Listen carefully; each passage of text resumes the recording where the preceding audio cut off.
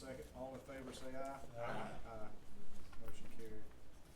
All right, I need a motion to approve the minutes from the regular meeting on August 6th. I make a motion we approve.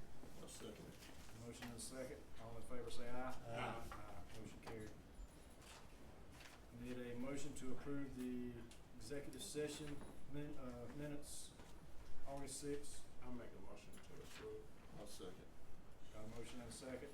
All in favor say aye. Aye. Aye. Motion carried.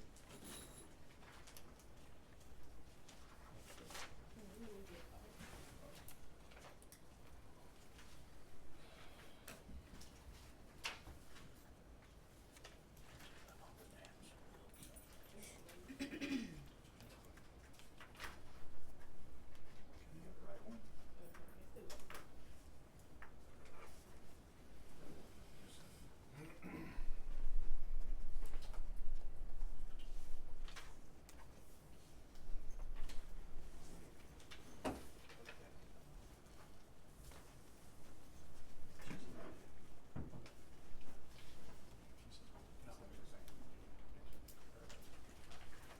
To move that one. Okay.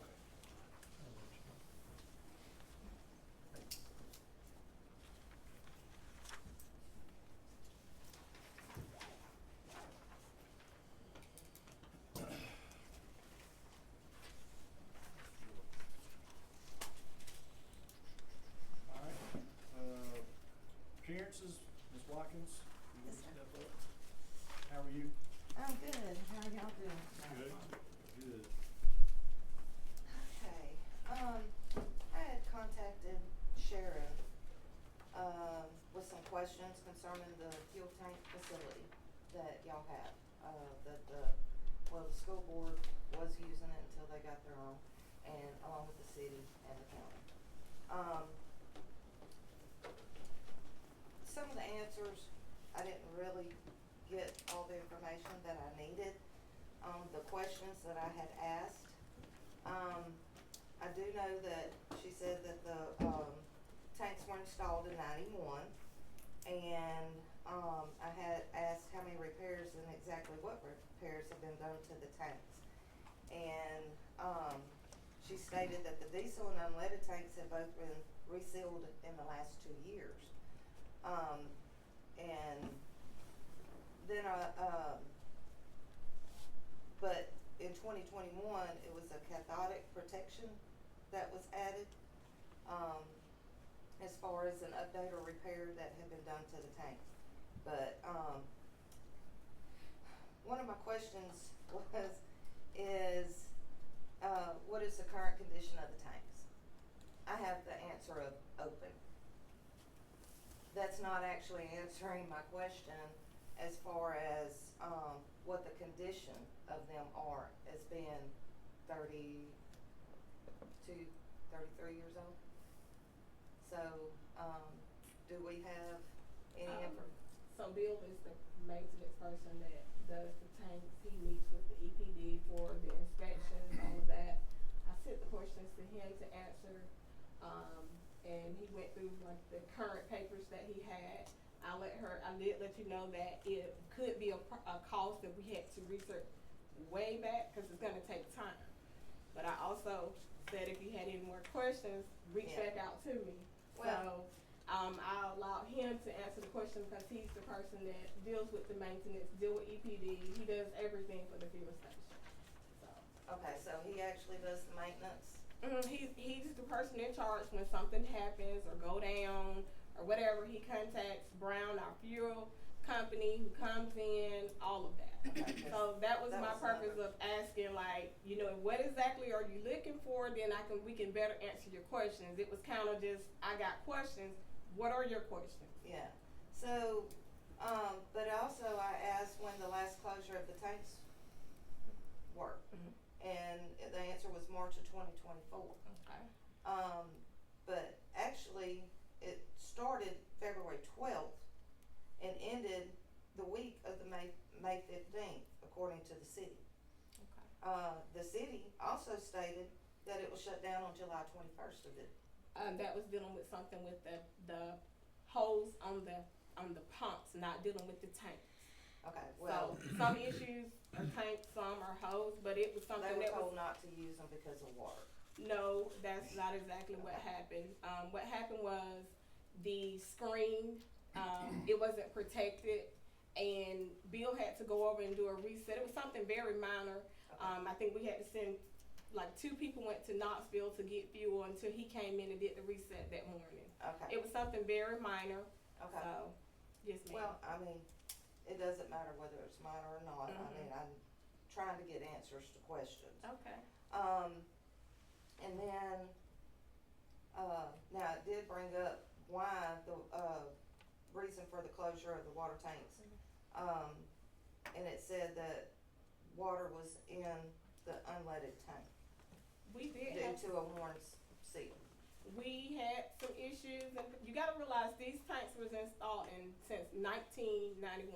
Mm-hmm. So, of course, over the years, we have had to do things to it, but like I told you, the records are so, we have been through several county managers, prior to that, several other people. It takes time to try to Yeah. dig. Everybody don't store stuff, keep records the same. So, but you are welcome, or the city, whoever have the questions, are welcome to come sit down with us and talk about any concerns that they may have. Well, I have the ones from the school board. Okay. And, because, you know, it was stated that, the school board paid 38% They of the did. cost Mhm. of the repairs for the tanks. Mhm. Where City y'all pays- paid 57% and the Mhm. city of Roberta paid 5%. Yes, ma'am. So, and on those records, they were able to go back to 2018, for the test, leak detection test, which they had to pay for. Fuel tank repairs, that was done in May of 2019. More repairs on 6/27 of 19. Repair the fuel station on, 6/30 of 19. More repairs on 10/28/19. That's a lot within 1 year for these tanks to, But prior to that, how many repairs were done? Not many at all. So at some point, it's gonna come a time when She you only function. went back to 2018. So, Well, cause Daisy's the one that pulled all this up. But it's kinda like a constant, cause I know I've been with the paper for 10 years, and I've heard these tanks causing a lot of problems to vehicles. And that's tax money that has to be spent, extra tax money that has to be spent to have these vehicles repaired. Commissioners, if I may interrupt and say, this is the first time we're hearing, the school board nor the city has either contacted the county. So, you know, they go to the Georgia Post, but why not They didn't contact come to me. us? Well, however, no one I've gone has to all- contacted us. So if I'm there's at a a, loss 'cause right, that's the so if first I've there's heard an of any of this issue, now. come sit down and talk to us about the issue. Nobody has said a thing. But They haven't taxpayers questioned need to know anything. how much money that is coming out of the city, the school board, and the county on having to repair vehicles that are on tanks that are constantly getting water on. This isn't the first time, it's not the first time that it's considered a seal. The problem is that where y'all have the tanks, every time it has a heavy rain, it floods. And water gets in the tanks every time there's a heavy rain. Not every time. We had water issue, if I'm not mistaken, it was either one or twice since, that I know of since I've been here, so it's not every time. But like I said, there's some issues, some concerns, they're welcome to come and talk to us, and I'm we can here sit to down talk. at the table with Bill. I can't fix the issue right here in the commissioner meeting, Christie. Well, I'm not trying to fix the issue. What I'm trying to suggest is that y'all need to be looking into the problems that's causing extra taxpayer money being spent on vehicles being We just fixed. had our, evaluation from EPD, and we did well. How many And people, they have check we for had that. EV, have we had EV? We had one school bus a while back, and we took care of that. It's been a couple years ago. That is all I know of. So, that I'm aware of. So that's why all these vehicles that she said, I don't know what she's talking about. That's why I said she need to come You sit were down and talk working with here us. when Fabian was here, and Mhm. so, I've been up here 12 years and Yeah. this is the first I've heard of it. exactly, because it doesn't get to y'all. Well, but we I was in the communicate office regularly. and I don't know who it got. From Fabian and I communicate regularly, this is Right. the first I've heard of this. Well, I mean, y'all knew about the repairs that had to be done, Well, right? sure, You had to that's re-put. things that have to be done to. But there's not been a repair other than with the school bus that time, and we made that right with them. So that's the only thing that I know about. What all does EPA check? They go through a thorough check, Sure. thorough. It's a list this long of stuff, and we just had our evaluation, a couple weeks ago. Bill couldn't be here tonight. I tried to get him to come tonight after she wanted to be added to the agenda at the but he couldn't come. But he could answer all these questions. But again, we're welcome to sit down and have a round table with the city, school board have their own now. Exactly. And the county and Bill, we can sit down and discuss all of this. You don't wanna get into replacing tanks and all that, Right. we talking about. Well, we don't, according to EPD and all of them, that we're good. We passed everything.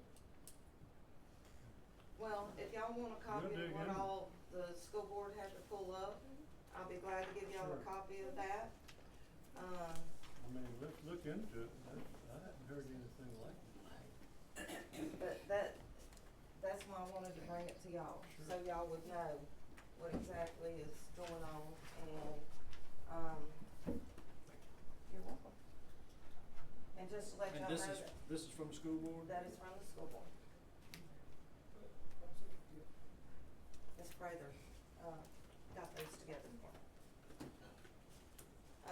The city did not have a chance to get that done before their meeting last night, so. What's the expected lifespan of those tanks? That's a good question too. You have to do repairs, you have to seal them every so often, that kind of stuff, so. But don't they have like an expected lifespan, 40, 50, 60 years, Well, you even can with have the 'em maintenance? You can have them redone. You can have them recoated, you can put a right. bladder to them, you can do. And that's what was done a couple years ago, so, yeah. How long did that extend the life? I'm not sure, I would have to, I didn't bring all that type of paperwork because Didn't know what the question was, right. Got it. But another one of mine was, how often is the normal maintenance done on those? Well, Brian does a walkthrough every month. They have a walkthrough inspection they do once a month. Chrissy, were there Yes, sir. dates on these? Yes, sir. Different. If you look on the, let me pull another one up here. If you look at the Trans CYM, it has the year and then the, month and date. Okay, I got you. I do have one question. When you say the school board, school was complaining about vehicles, did they give a number of vehicles that had to be repaired, which were the unit numbers to those vehicles? I don't have the unit numbers to those vehicles. You have the number, how many? No, sir, not a total, cause they were just trying to get this for me, We had one which I that got we paid for. today. I remember the bus. Yeah. Cause I know one of them, they had, the insurance paid for it. Cause Mr. Akins did tell me that. Our insurance paid for it. Ms. Miller, do you have something? I guess the only thing I was asking or wondering, because we started it off with a bunch of questions, what's the concern? The concern is, that the tanks are actually going down a lot. Okay, It's costing taxpayer dollars of going to Knoxville store to go get fuel, to be okay. able to fill those vehicles, which is an extra expense because they are actually. Do we know how many vehicles are going to Knoxville store and which vehicles are going to Knoxville store? Well, when these were down, okay, figure that when these were down from February until May, you Okay. have all of your sheriff's department vehicles, your county vehicles, have all your city vehicles, Okay, and then you have all your, this year didn't have the school board. okay, But, at the other times, when the school board was on this, all those buses had to get gas. somewhere. And they had to go, before Knoxville Store got diesel, they had to go somewhere else. What are these dates? Where did they What are go? these dates telling me? I wanna read one comment to everybody real quick. On this, it says 2019 is, I guess that's the time we repaired the tanks, I guess. We paid, that was, the thing here's 12,000. The other numbers since then, there's only 1, 2, 3, 4 numbers on here. One of them's $155, one's $233, one's $193, and one's $197. Those are your maintenance costs. That's the Those- numbers we're talking about since 2019, the costs that she's bringing up right now. These are not big numbers. You can have a fuel pump.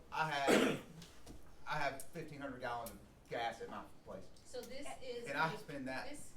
I'm trying to just understand visually what we're even talking about, like dummy proof it for me. This is a gas tank, this isn't the propane tank. No, in my it's the backyard? tank Sorry. to our Tank in the fuel ground. station. Unleaded And I also diesel. wanna clarify something, we didn't go anywhere else for diesel, Knoxville Store provided diesel and unleaded, so I don't know where you got that from. We did diesel and unleaded at Knoxville, everything came from them. Okay, so they were paying the higher price at Knoxville Store. That's what I was just trying to understand, what are we What are we even doing? I mean, talking about? That's why it would've been nice to have a round table instead of before No, coming here. I don't want those numbers, I just wanna know what we were talking, like the propane tank that they Yeah. come and fill in my backyard, or No, we talking this about a is- The gas fuel tank? tank, The fuel tanks down there. down all the Okay. buses, all the equipment, all the county vehicles, Okay, so And, forth. and pre-2019, you can see there are numbers up there that were significant enough to look, and that's when everything was recoded, and since then, people come off of the bus and pull off a hose, and you gotta replace a hose, and you gotta fill, there's always maintenance on a tank that has to be serviced, so these numbers, $155 is, Okay. Thank you. All right, thank y'all. Thank you.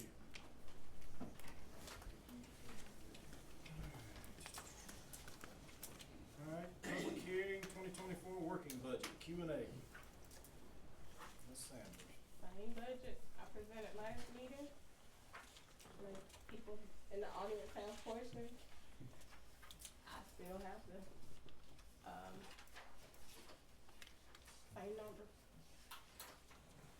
Nothing's changed, everything's still. That has changed since the last one.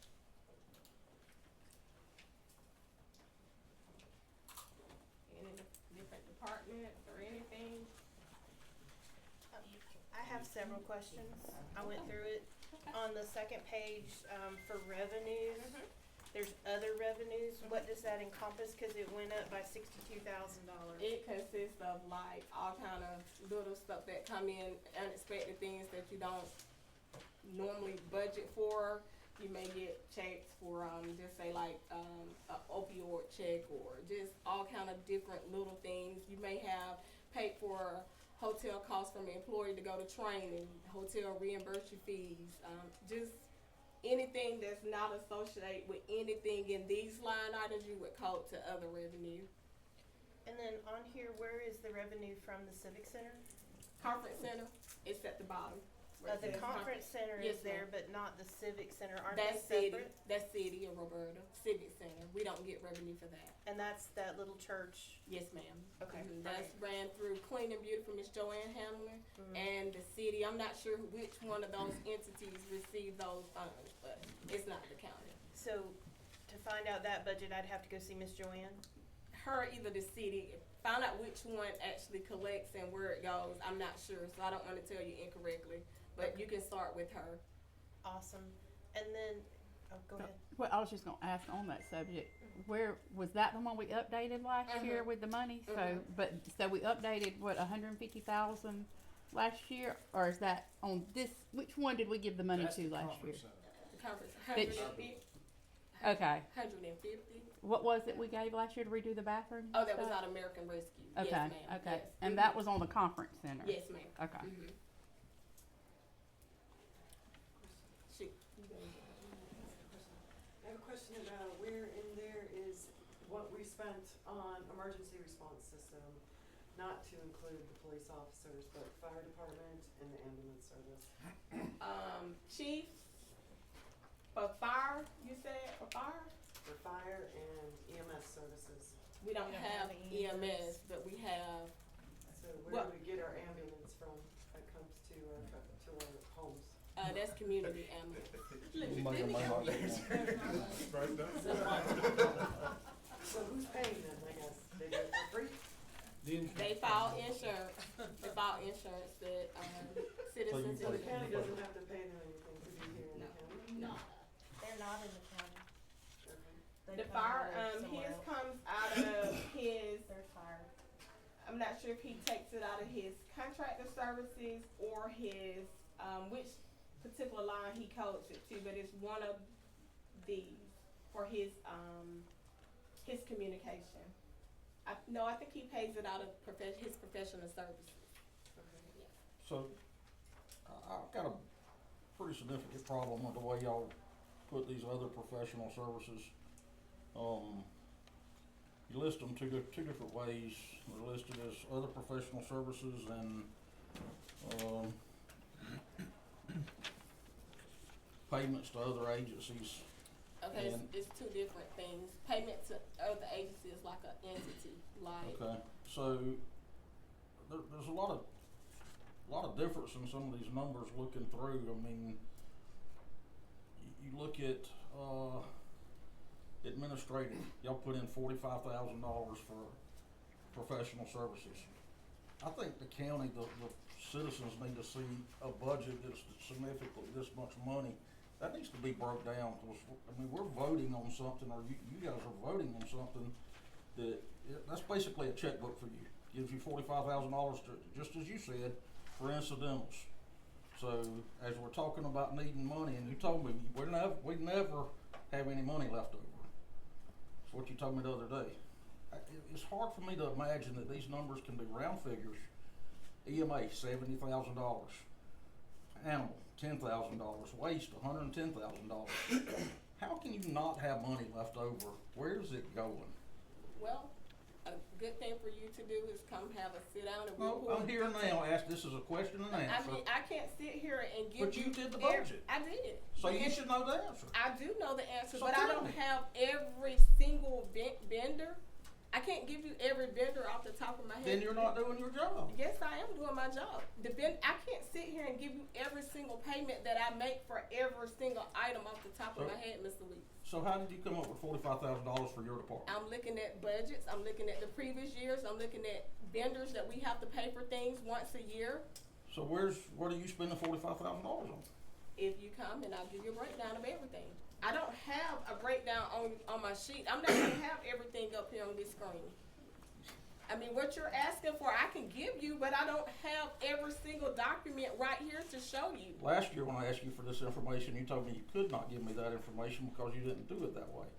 And this budget's a lot more than it was before. Mr. Weeks. I wanna see how the money's being And spent. you're welcome to see it. Any citizen in this county can see it, but I don't have the document here to how I prep every line item for the budget meeting.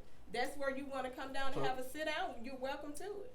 A lot of people that had questions about what is this, I print out for paper and give them the detail of it and can provide every single thing to them. So this is the reason for this meeting tonight, is question and answers about this budget. It is, and So the my questions. concern, just so you know going forward, Mhm. is between these two line items, professional services and payments to other agencies, is roughly $540,000.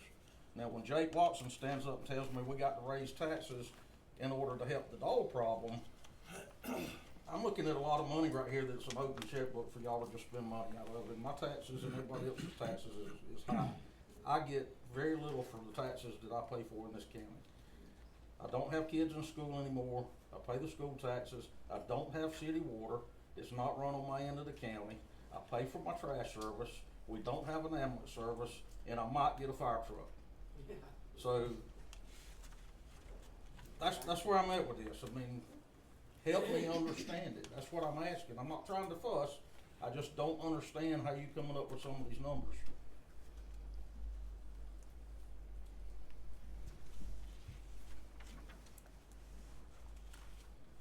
Is it possible to get the entire budget printed out for us to see before we vote on something like that? This is the entire budget that's been prepped. No, But he wants a I'm talking about detail line of items being every broke down. entity that I, pay each or whatever. I think We the have ask what is is- called like a budget comparison that's done in every department every year that lists and a detail by account. We would be here for days, me printing that out, but you know, like if you got a certain department that you're interested in, I can print it out. It's probably gonna be about 50 to 100 pages. But I normally do it like once a year for the departments that I need better understanding to everything that they have to pay. Print it out, look at it, look at a 3-year average, and then you also sit down with the department heads for things that they need, their programming, their computer software, anything that they need that they gotta have to run their office. Well, So- I mean, I'm an accountant, so, Mhm. and a nurse, Mhm. so, and I'm here because I'm concerned about this budget. Don't normally come to these meetings. Been living in the county 20 years. We own a business. I paid $2,777 in sales tax today alone. Yes, ma'am. Okay, and, you know, we've got 2 properties, we pay our property tax, all of that. But I think what he's asking is maybe if when I do my own accounting, and when I do that, I can print a profit and loss statement that gives me a quick look, which is what you've got up here. It's a quick look. This is what we spent, this is what we brought in, boom, okay? It's what puts us in the negative or in the positive, right? And then I can run a report that breaks it down to detail. How much did I spend on towing? How much did customers give me? How much did I spend on parts? How much did I spend on fluids, supplies, things like that? That's what he's asking for, is instead of having a general $45,000 number out there, well, where did it go? We do have like a detail that I can print out and give you every single vendor that was paid for every single line item. But again, like I said, it's extensive. I don't bring all that here, but that's the purpose of, like I say, several people have had questions about different things. Hey, this line item is this much. What did we spend it on? Boom, I give it to them. You know, I can provide that to them. So.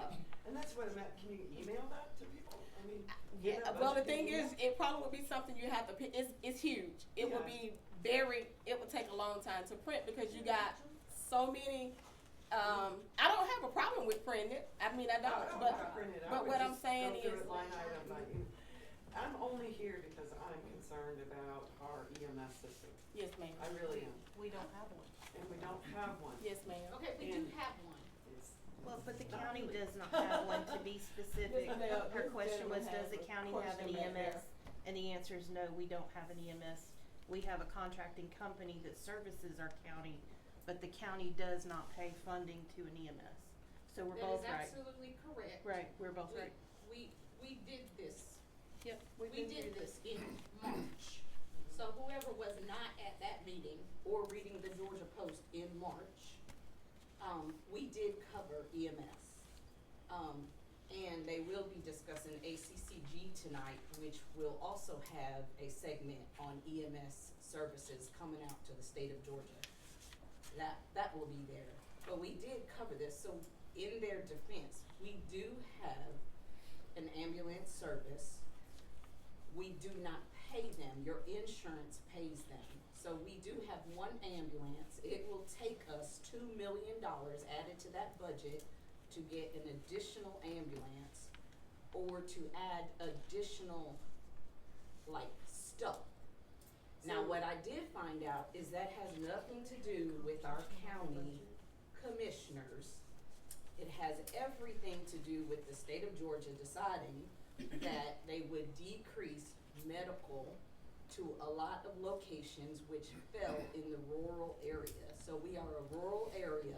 There are many counties in the state of Georgia that do not have an ambulance service at all. You need help, you better call, you better drive yourself. So Community Service has stated that they do provide an ambulance to us. If that ambulance is on the way to the hospital, they will provide a backup just in case. But so, let me just ask you something. Are you a mother? I am a mother, and I actually watched my mom turn blue on Yes. February So you 23rd. have parents greater than 65? 85, my dad's right there. So 43-minute response time would be okay with you? 38 minutes, and I can print the call to you. I can play it. 38-minute So when response this time. gentleman is asking about a $45,000 expense, money that could go towards an ambulance service, if we can find those expenses and break them down, then that's the question you have to ask yourself. So It's $2 million. I asked. 5,000 wouldn't buy the tires. It on would that. buy- Yeah, wouldn't it's almost $2 million. I went all the way to the state of Georgia with this question. Okay, well, All I the did state of email, Georgia post. I did email, Governor Kemp about this last week. Yeah, So we Ma'am. already got a response back from him, so we'll see what happens, but. ask Let's- him to let's- give us back our money. Let's get back to the budget if we can. Yes, sir. I have a question regarding the commissioners. Do you guys know what the $45,000 is? We They- sign- they we sat sign down- We're gonna vote checks. on it. They We sat sign down- checks every week, yeah. Right, they sat down and did budget meetings, We this actually, budget. I actually went and looked at the budgets, and I can't tell you what line item it is, but she printed out for me actual costs on what we spent last year. Showed me, okay, it was $42,000, $43,000 or whatever it was. That was the actual cost for 24, 22, and I asked you for 21, was it done 21? I think it was 21 we were there. I asked all the way back to 21 to look at it and say, okay, this is right. I said, why are we up? And going back and forth. So that is a sit-down discussion that we sit down at a conference table and Right. print down and I we mean, go through it's, it. So the answer was you know what the $45,000 goes to. I cannot tell you each one. I can tell you what we spent last year on it and go through. But it's not us paying community ambulance, is No. it? no. No, Yeah, no, we're it's talking not. about general budget over No, the no, no. other services. General line items? Yeah, I was about to say it's not, cause community ambulance specifically said, and the only reason I backed off is because they don't have to provide it. No, they don't. So sometimes the fight, you need to back off. My mom has passed. She's gone. I don't have to fight the address fight anymore. But they also have the authority to say, we're not doing it at all, period. So unless you come up with the 2 million that I spoke to ambulance service, they're on Holt Avenue, they have great ideas, but if you don't have money, you don't have money. So that's also the thing. The one thing we have to do as a community is stop making these crappy calls. Because if you have a dog bite, if you can wrap that sucker up and drive to the hospital on your own, you can. An ant bite, I have beat the ambulance to Coliseum for a red ant bite and an EpiPen with The Benadryl. county had an EMS service and the county chose to get rid of it. They did, they had a very good one. They And did. I've been out here 20 years. My son was in a serious ATV accident in '06, and ambulance service was there in 11 minutes. He had no feeling below his waist. By the time he got to the trauma center where I was working at the Med in Macon, And you had You know, first responders right, with and the, they were with the able fire to department save that him responded. I was from one of being them. paralyzed, okay? Just because of that response time. That's in '06. Last year, my employee told me that he came out to my desk at work here in Crawford County and said someone just shot a gun at his son and his son's friends. They were 11 and 14. They were 18 miles away, still in Crawford County. I Ma'am. went there. We're talking about budget, I'm sorry. Yeah. It will This is cost us part of the $2 million budget. to get our No own ambulance ambulance showed up. service. I did a primary, secondary survey and got this child to the medical trauma center before an ambulance showed up. 18 miles away. Mr. Hamlin. Mr. Chairman, I was gonna make, first of all, it's more of a two-pronged thing. I'll just say, first of all, about the city matter, we talked about a little earlier. I believe I was able to attend the city council meeting last night, and I believe they're about to begin their budgeting process. So in case there's any citizens that, are curious about it, there's a great competent team there at the city. I'm sure be happy to have you sit in on their public hearings if they know how the money's spent. And so I don't have the exact dates on that, but I'm sure the city council will be happy to talk about that if any citizens have questions there. But just maybe to add a little bit of nuance to our budget discussion tonight, I probably attend a little under a dozen meetings in Peach and Crawford work.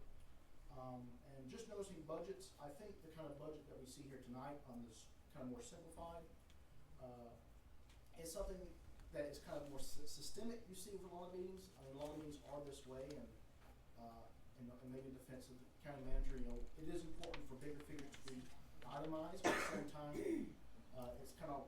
it is a trend that you see with a lot of different counties and boards and councils.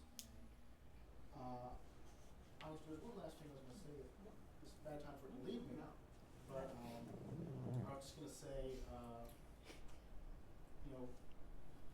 I used to volunteer as a librarian assistant, and sometimes when you go over that big list of itemized books you have in the system, if you have too many to look at, sometimes that information is just absolutely overwhelming. So I think there is definitely a balancing act that occurs when you try and make the information communicatable. But I definitely understand the balance of the situation with Mr. Weeks' comment. I think is certainly understandable. But I think in some things this is typical of law boards in different counties. So in some things there's a balance to that as well. So I just want to add a little nuance to that discussion. Mr. Trudy? Me? Oh, hi. So I'm on the admin page. I printed this out. I have all kinds of questions to ask. So, if we can go through these in this order and then ask with me, I think it'll help us get through this. On admin dues and fees are $25,000 coming up this year. What are those dues and fees? You got your fees, you pay regional commission, you have to pay them quarterly dues and fees. Any of the boards,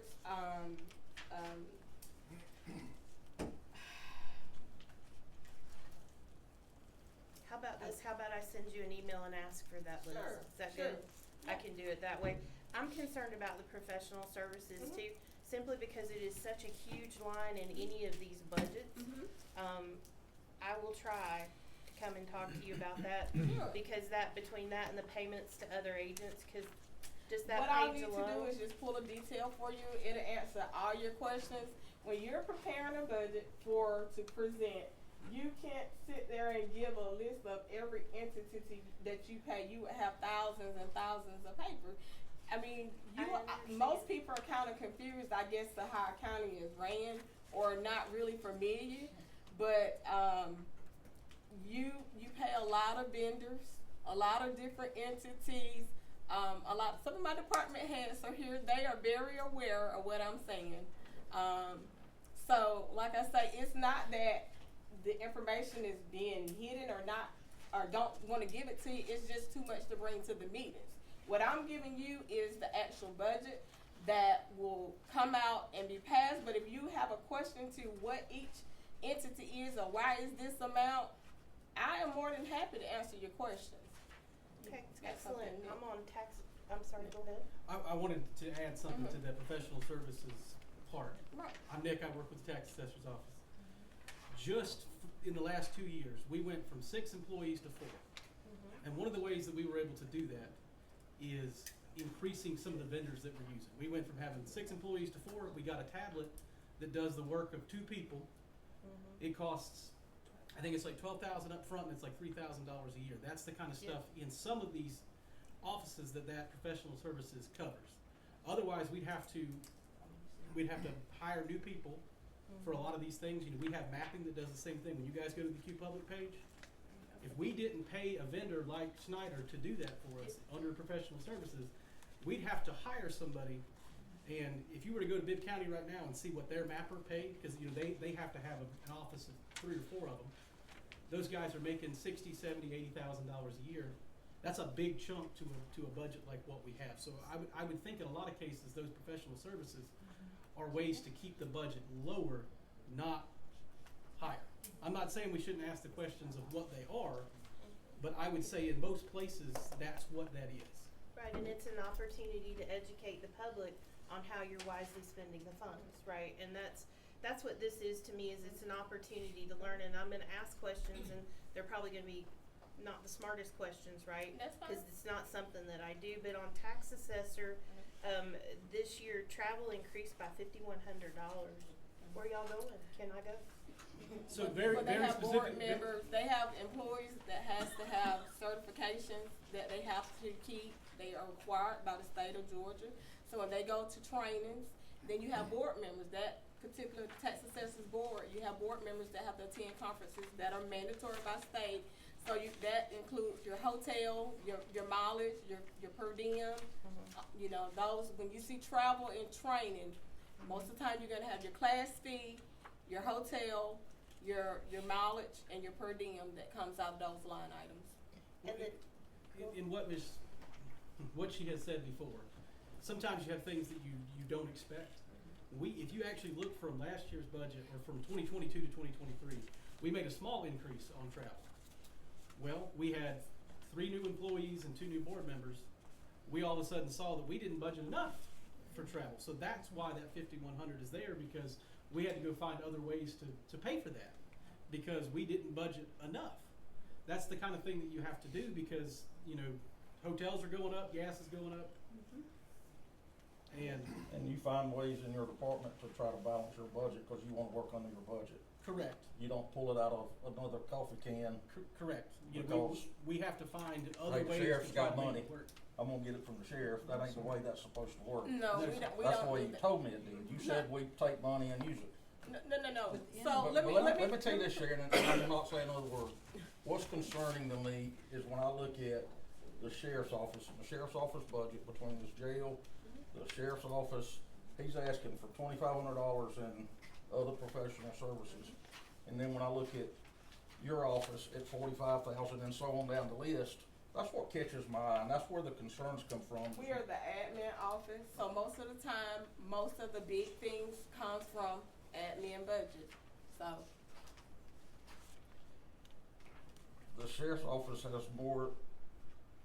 higher budget. He's So almost, like your legal, okay? all of that comes out of admin. Anything dealing with legal for sheriff office comes out of So let's admin go to budget. EMA for 70,000. Sounds like a game show, right? I'm sorry, so when EMA for 70,000. Let's use And- that for an example. And they're, cause that's gonna, they applied for a grant.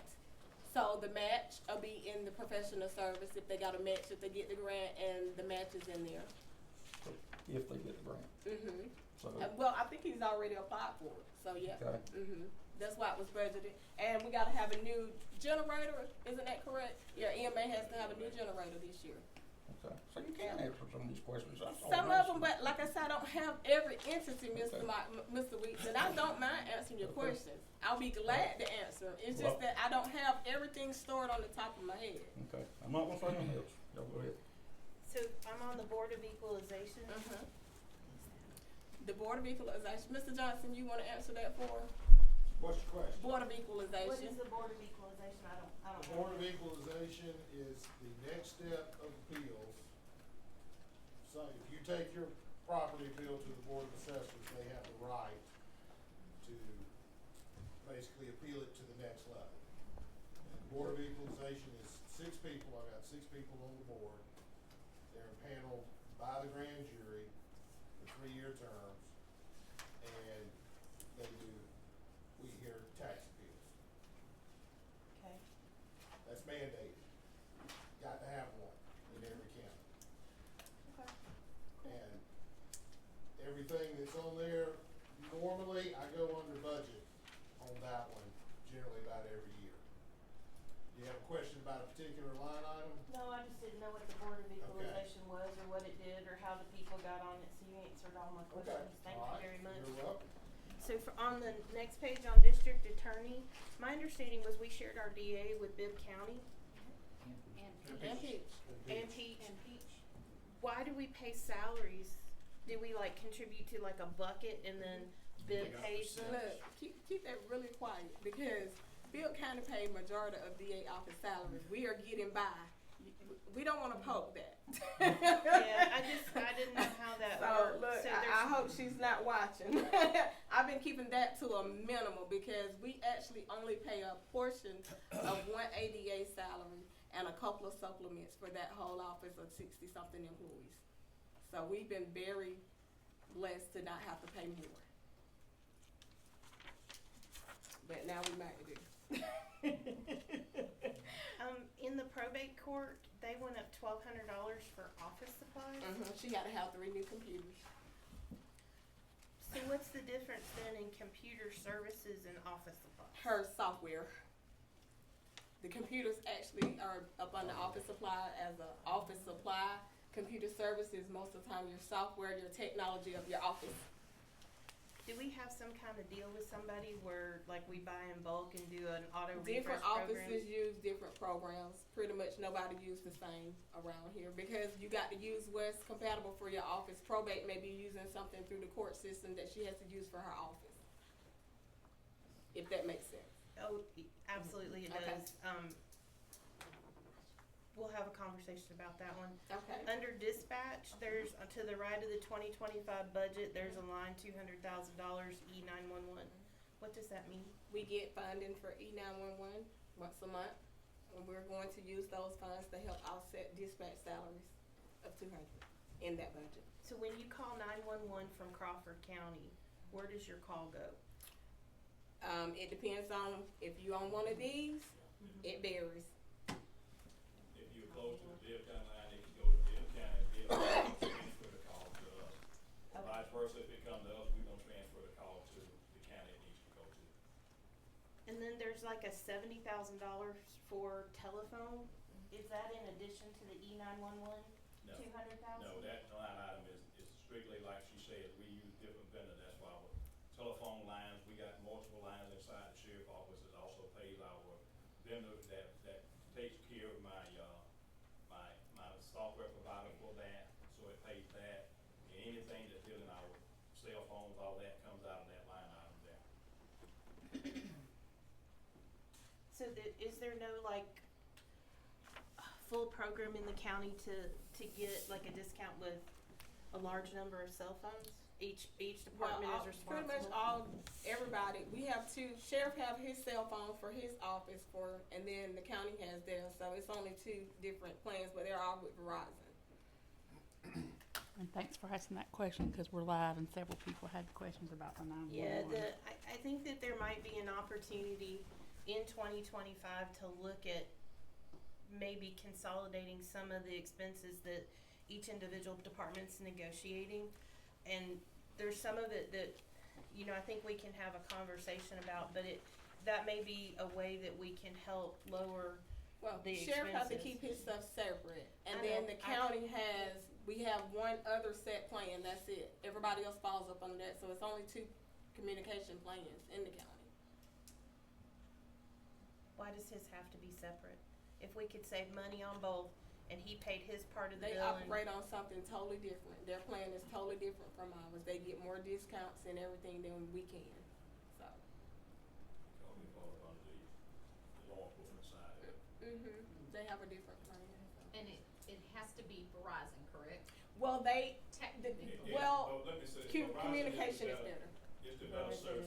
I was about to say, just for the Service. service of it, like I have tried T-Mobile and all that stuff, and I cannot get anybody. I love to leave Verizon. Right, same here. And the other one, They don't work at my address. So T-Mobile does not work at my address. Yep, underneath the jail, there's a line item that's not under anywhere else for medical and dental. Is that for the guests of your That's what that establishment? line item for, and I have shared with the previous one that have come, we had one inmate that was in the jail on murder charges. He came in with health issues, and while he was there, he wound up, we had to take him to dialysis 3 days a week, and it cost me $7,500 every time we had to take him. That's a This lot. particular Get out of inmate, he hand. was in there during the COVID, and finally, the DA and his attorney got together, and they did a Zoom, for a motion with him, and you know, he entered a plea, and he went from our facility. Normally they go to Jackson, that's the diagnostic center, and then they're shipped out, but he went straight to Augusta because he had some medical issues going. I don't think he stayed there, maybe 2 months at the most, and he passed away. But that's a line item that can get Real easy, that crazy. one inmate, I mean, he would've drained that 70,000 real easy. And that's what y'all were talking about, unexpected expenses, right? Okay. I'm over on fire now.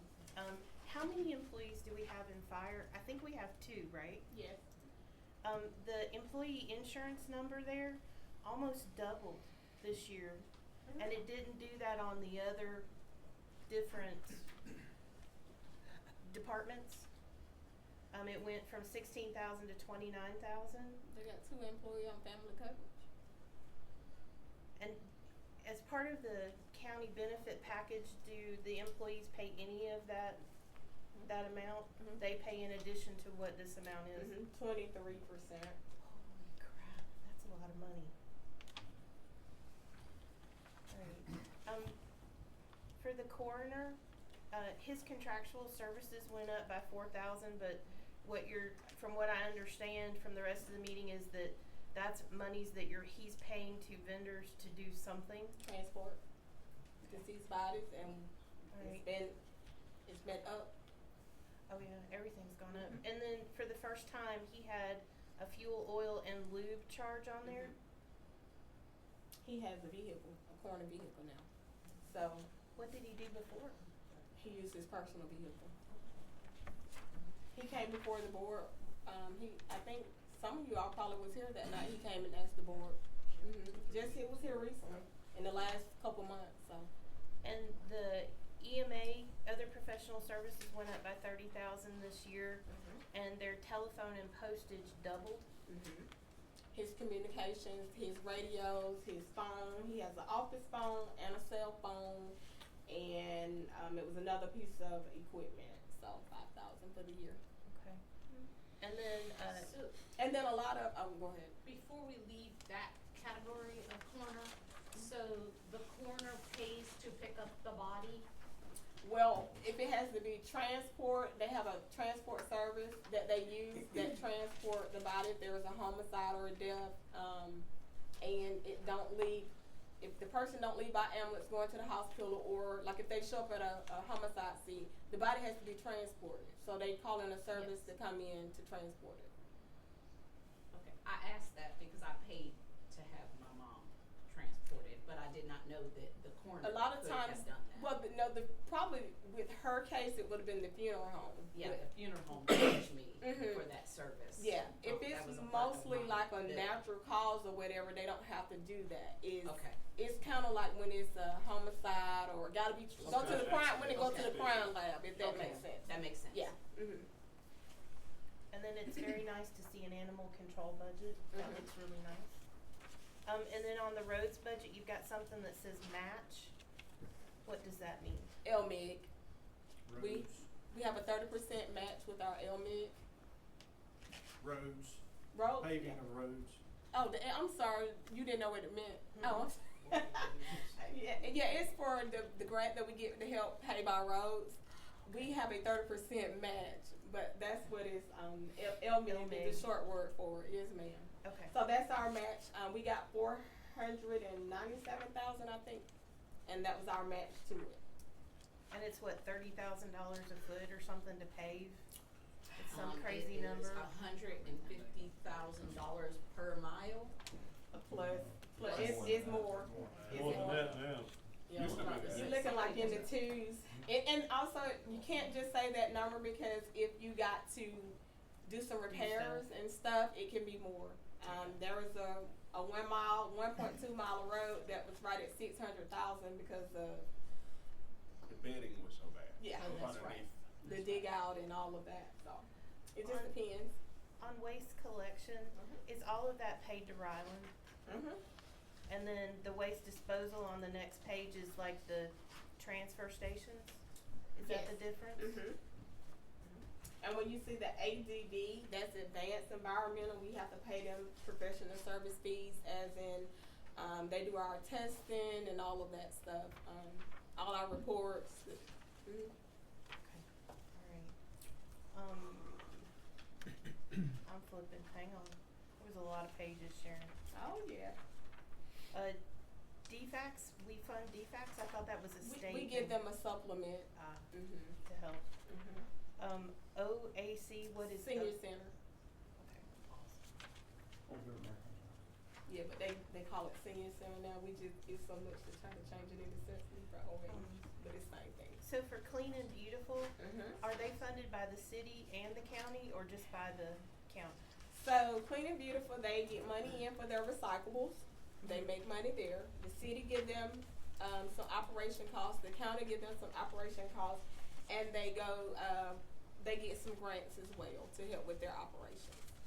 Because they're the recyclables is not on the revenue page. We don't get them. They don't go to us. Clean and Beautiful gets them. I think they use them within there to help operate the actual center there. Okay.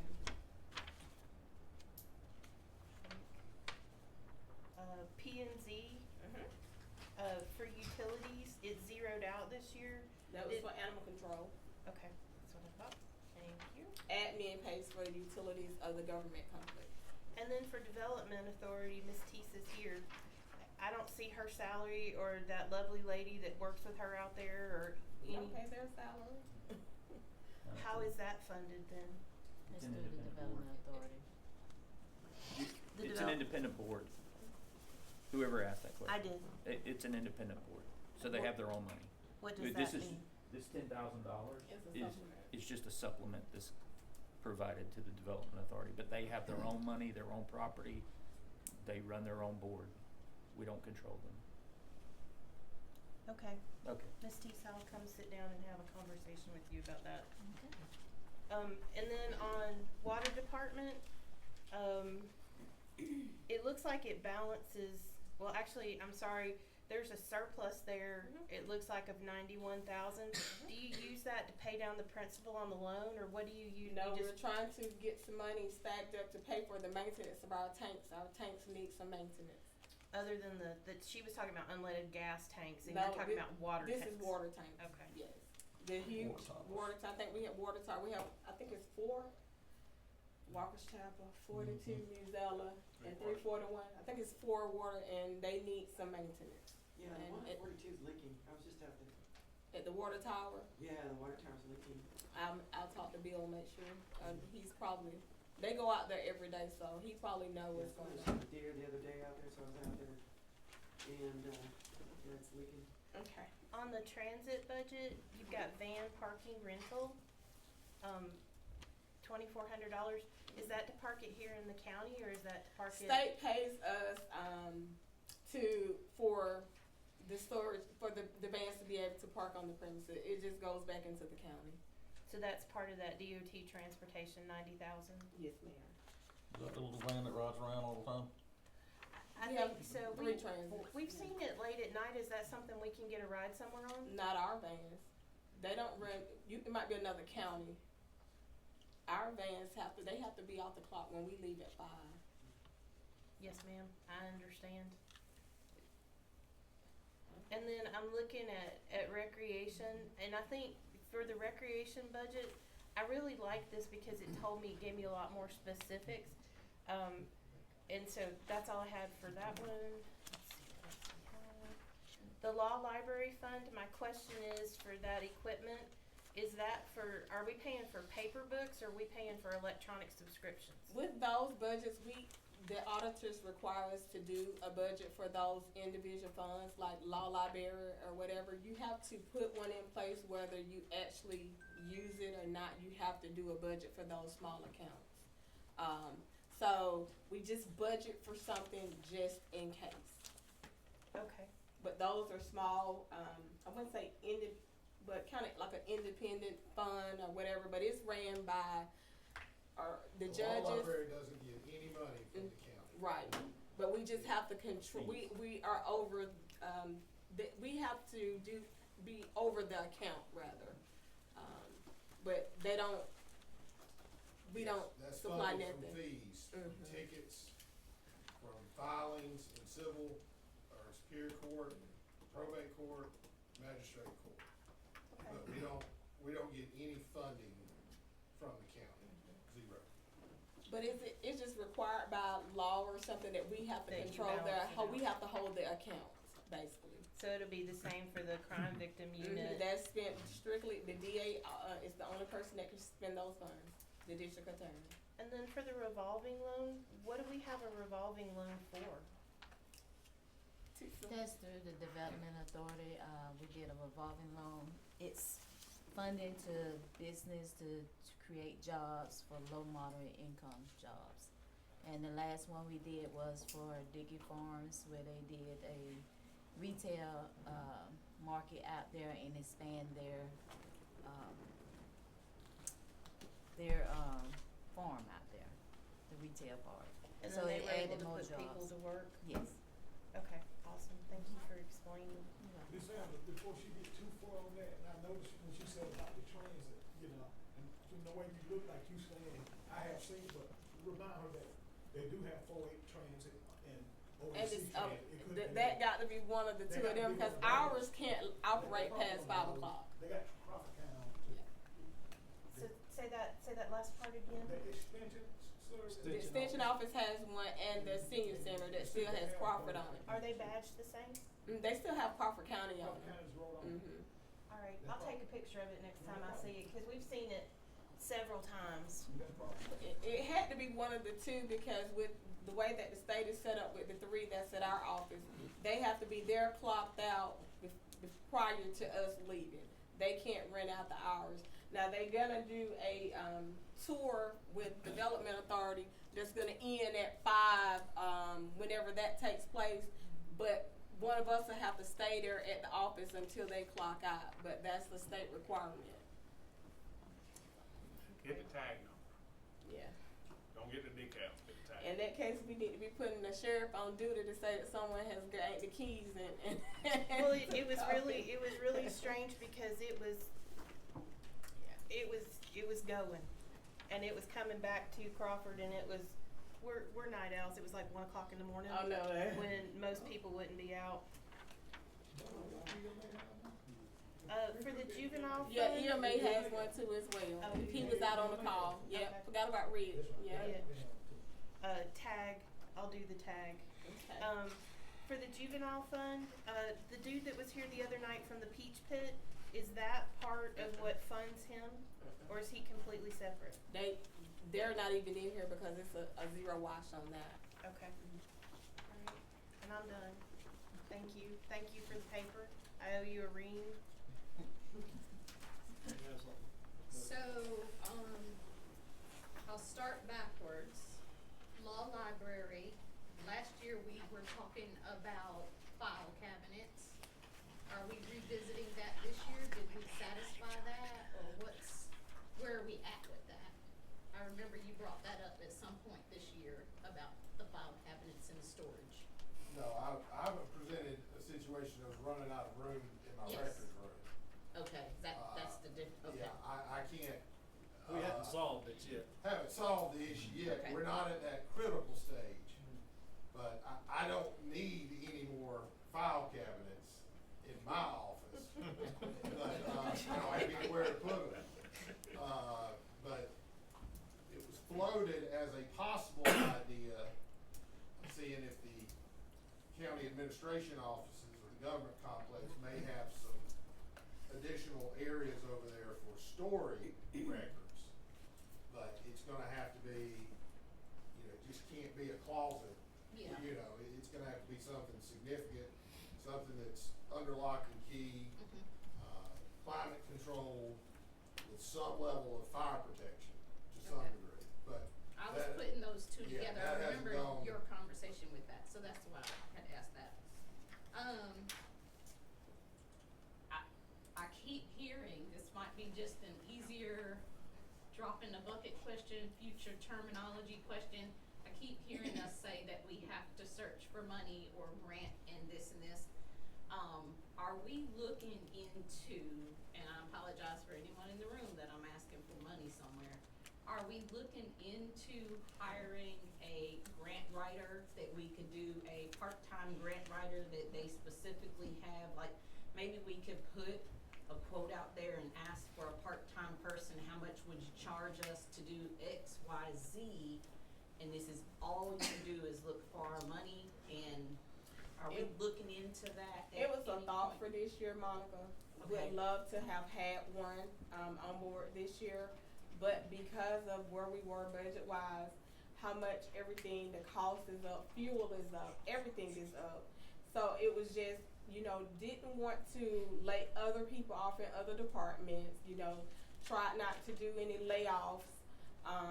We could not afford to bring on, Mr. McAfee, of course, is retiring this year. He'll be off our payroll November, and we're going to replace his position hopefully with 2 people. And so that'll be the only 2 people that will be coming on board this year. So with that, we just, without making the budget even higher, there was 2 other departments that really needed some extra help, but just trying not to drive it up. So hopefully by next year we can revisit. Okay, then, going back to P&Z, I know we quoted about the animal control. specifically on that line item, since we continue to have questions on that line item, can that be the line item that we definitely bring to the meeting with the breakdown of how those funds, so that the community understands this is what you're paying for. You're not paying for this, which might be what they're begging for. For animal control? Yeah. Yeah. Maybe that No, be not a problem. the serious breakdown, because it seems to be the item of contention all the time. And then the final question is, and I'm glad Ms. Walker is here, because I know that our taxes come from, like, the budget comes from the taxes. Not all of it, some of it. Some. Yeah, well, a good bit of it, but not all of it. Right, Yeah. so a lot of it comes from the taxes. Do we have some way that we could request where we are behind in taxes? Like, do we have some, I mean, I think of us saying that we're turning into, which I don't know if you guys know this, but Peach County just put a moratorium on mobile homes. They have a 1 year or something moratorium on mobile homes and manufactured homes coming into their county. It was on the news like the last week, 2 weeks ago. So with us continuously having these conversations, I think my dad even had a question of how many mobile homes do we really have? Is that really causing the deficit in our taxes?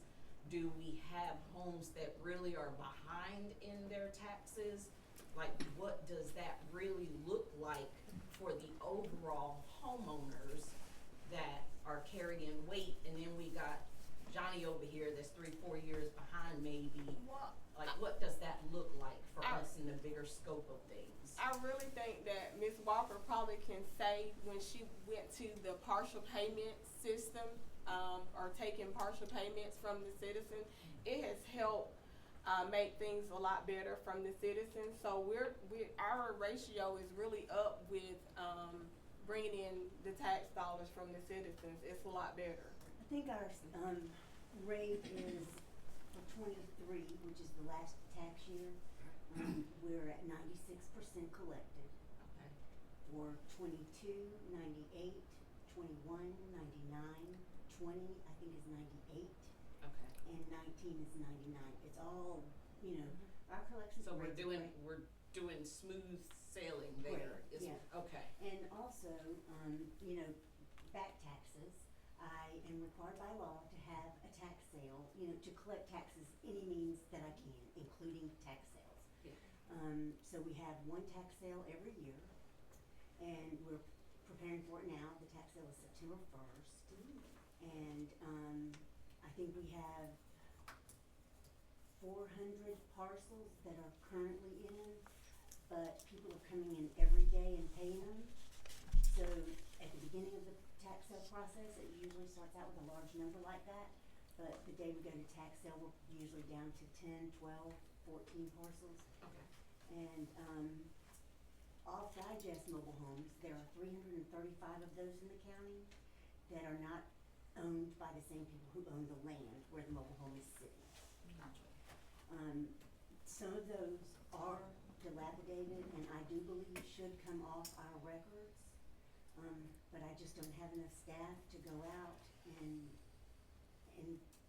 verify it and take those mobile homes off, make the case to planning and zoning, make the case to the tax assessors, make the case to the commissioners, but I do hope to be able to do that eventually. Gotcha. Thank you. Anything else? Hearing none? We'll move on. All right, the call meeting is August the 29th, 6 o'clock, for the adoption of the budget and the millage rate. August what? August the 29th, next Thursday. Next Thursday. Yes, All right. next Thursday, 6 o'clock here. All right, next is a special exception, Crawford Solar Power LLC. Ms. Horton?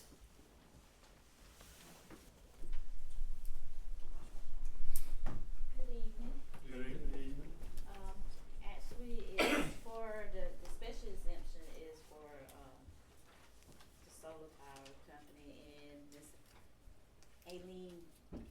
Platoon is gonna speak on behalf of the special exemption. I'm just here to assist with any question you guys have, as far as the project.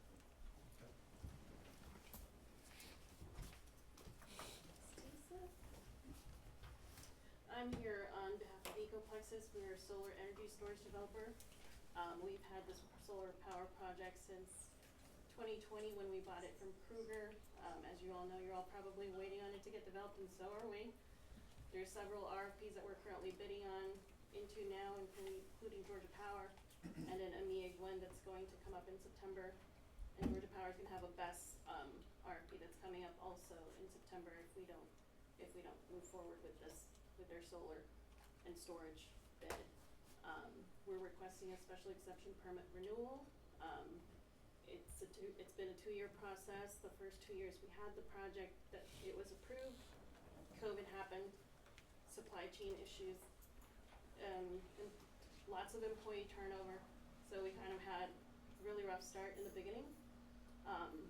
As you all know, gopher tortoises are everywhere in your county, so we've also been dealing with the gopher tortoise issue.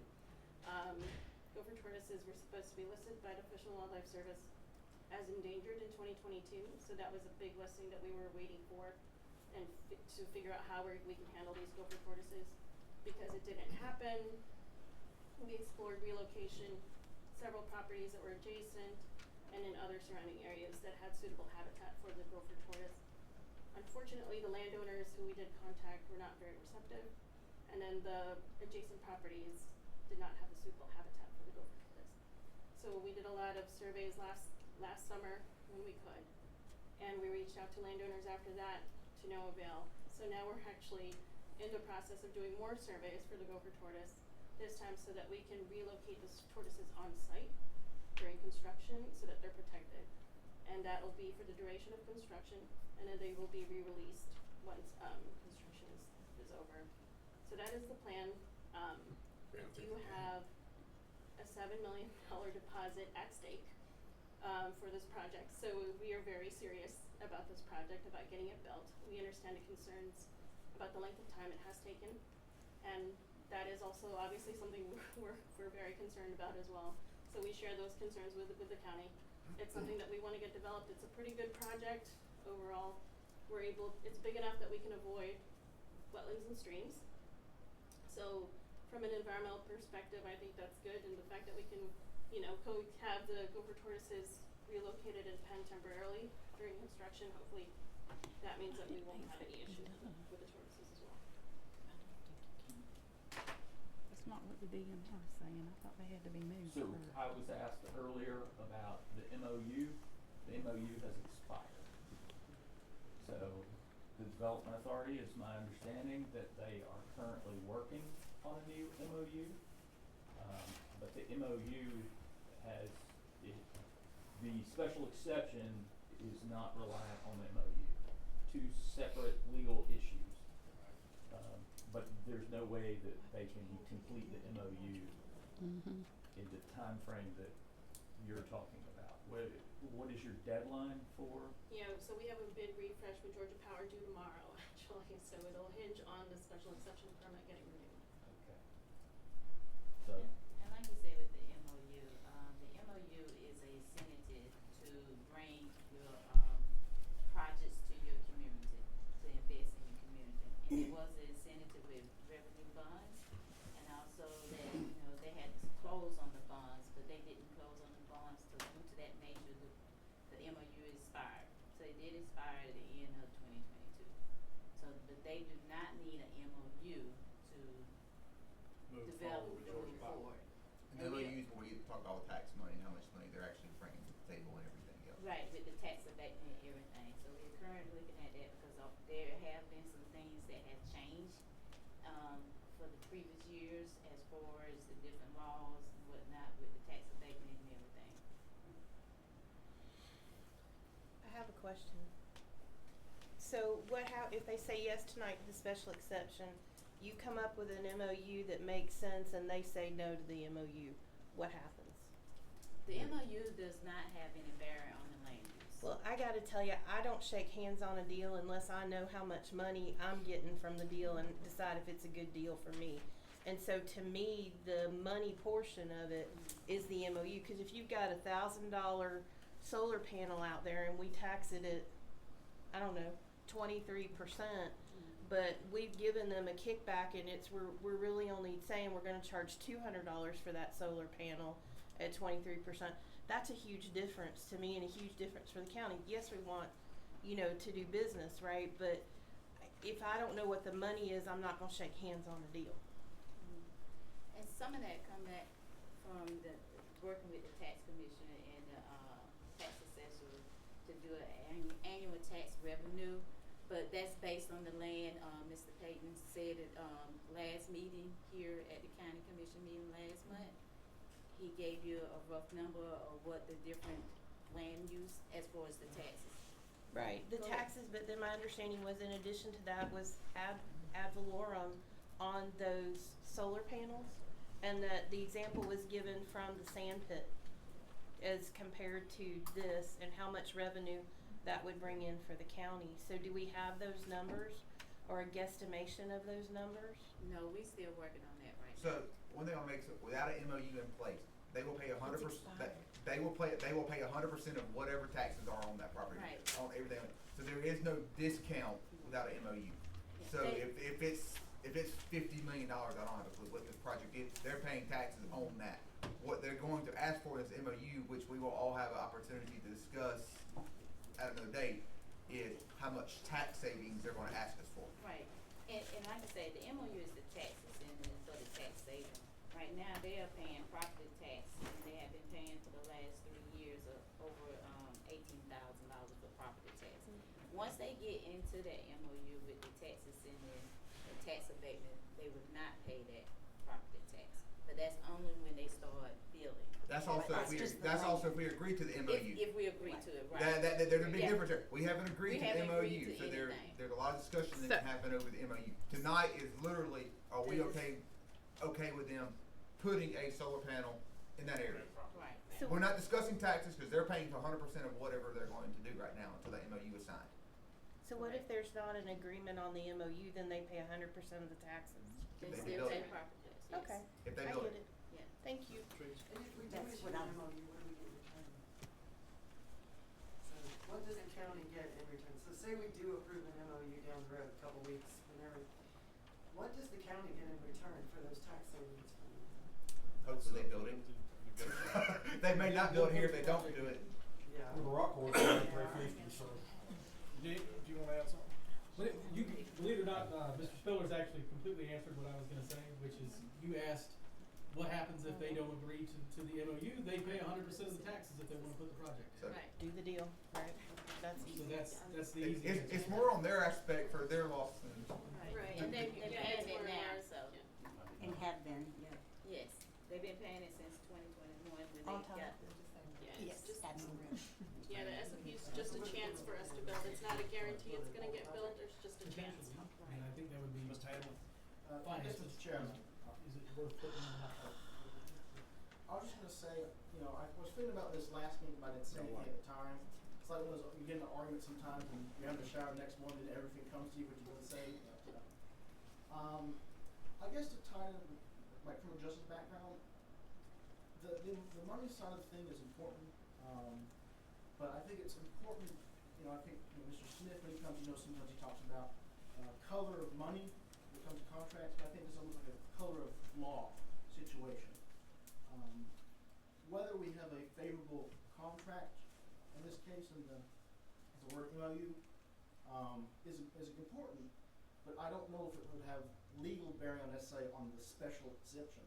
It's almost like in a criminal justice case, you may not like the client, you may just, like them, but it may not have factual bearing on whether or not they're guilty in the case. So I think just as a, whether you're concerned about the justice of the thing, or maybe you just don't want to get sued, I think it's important to just think about, not only, I think of the special exception, I think I have to ask Mr. Watson, if you do reject the special exception, don't you have to give a particular reason why you did reject it?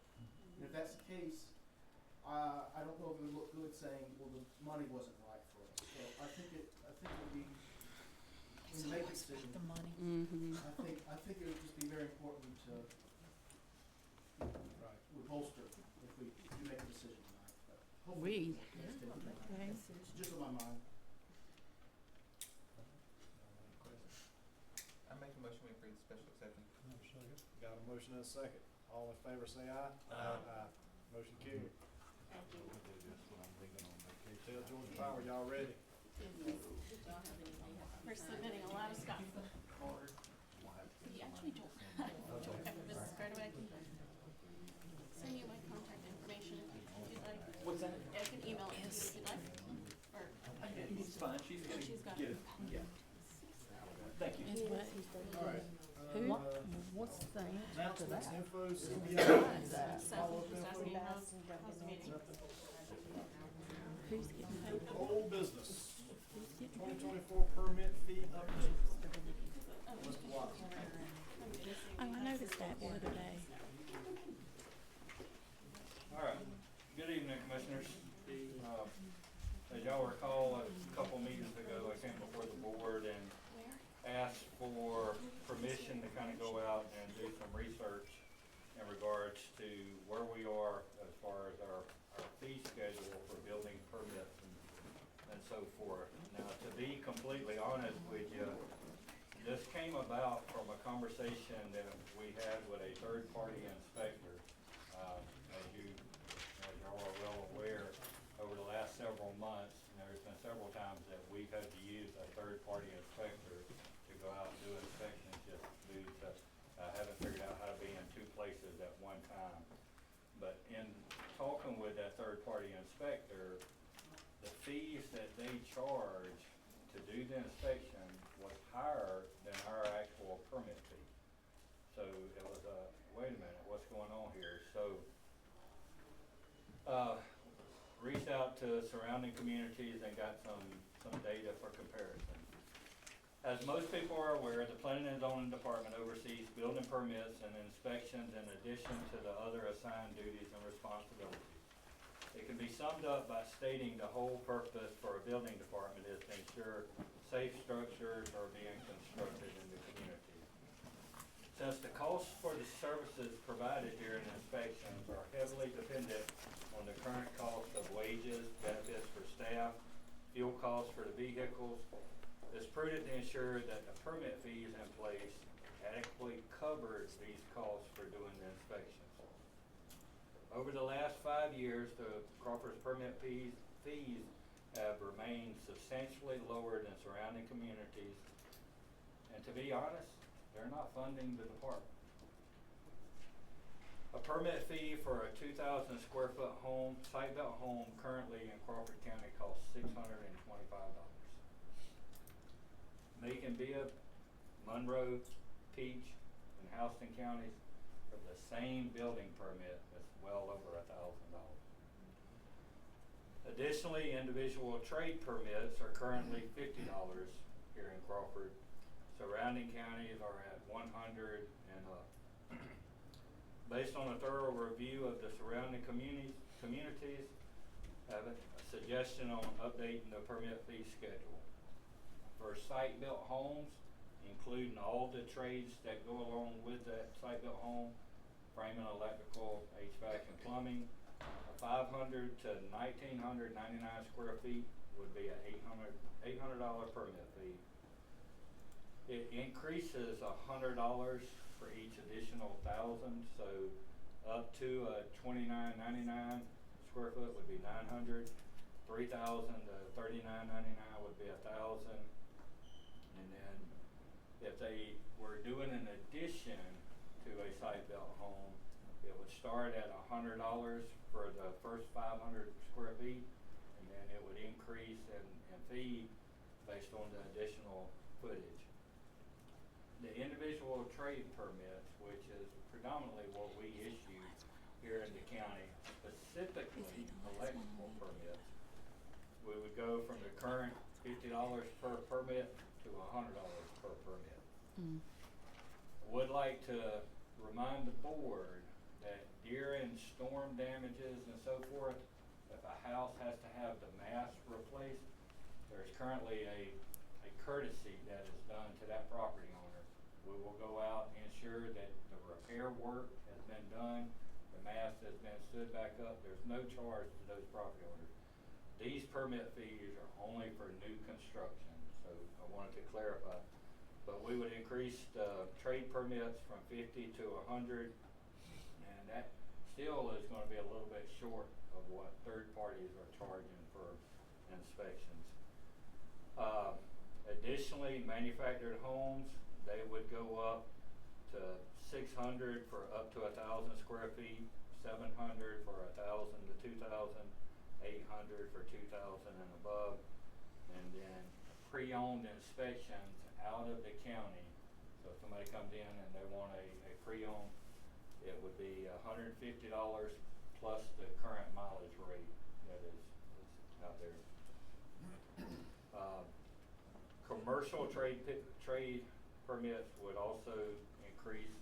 They would go from currently 100 to 200, and accessory buildings would increase to $200 for up to a 500 square foot building, and then $50 for each additional fraction of 500 square feet. Swimming pools would go up to 200, and that would be an all-inclusive permit, would include the actual pool, the electrical permit that's tied into it. During our research, we did find out something that we had been doing not accurate. According to the International Building Code, a permit is only required for a new structure greater than 200 square feet. We had currently been requiring permits for structures larger than 100 square feet. So that's usually, it's probably only gonna apply to the small portable buildings. Most site-built structures are gonna be larger than 200 square feet. But, that's the summary of the proposal, and be happy to answer any questions. You can amend the IBC too, so we can still keep it 100 square feet if we want to. With the consensus of DCA. Clarification. 5,000 square foot house, how much would the permit be? How much you got? So based on the schedule, it appears that, you would be approximately $1,100. That's why I was getting at that, to make sure everybody knows over that it keeps going up $100 per 1,000 square foot. You got the building? No, sir. So, why penalize the stick home builder? Why not just keep across the board trailers, square footage? So the inspection process is different. A site-built home requires a lot more trips to go out and do inspections, whereas a manufactured home, now, really with the state guidelines that's being given to us, all we do is a final inspection, one trip. So how do you justify? Electrical, plumbing, sheet, You all of that. still gotta go out and, you gonna let them put the plumbing in, just like, So you a gotta check the underground, right? A manufactured home, actually, when it's delivered on site, there's 3 connections: a water line, a sewer line, and an electrical line. So, and then there's also the cosmetic requirements from the county's requirements. But as far as the water connection, the sewer connection, the tie down of the home, the block spacing and all that, the Office of Fire Commissioner is actually responsible for inspecting all that. The only thing your county inspector is required to do is inspect the electrical and any local requirements. I have it, so on the additions, you got up to 500 square foot, it's $100. In addition, you can be doing footers, I can be doing power, I can be doing water. I mean, if I do a full kitchen renovation, you got just as many as me doing, coming out as many times just do a house. So why is it so cheap? So that's up to a 500 square foot plus your trades. So if you're doing a kitchen, hypothetically, you're gonna have your framing, your electrical, your HVAC, as well as your plumbing. So, you're up in the $300 to $500 range now. $2.50 per square foot. That's the reason why I was, it just seems to be cheap. And the other thing on here that's not clear is the manufactured homes.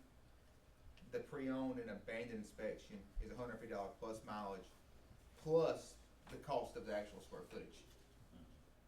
So a pre-owned inspection is basically saying, yes, it's allowed to be either moved within the county or it's allowed to come into the county. Okay, but then you still have to go out and inspect the hookup of the power. Yeah, so if it's approved, then they're allowed to get a manufactured home permit.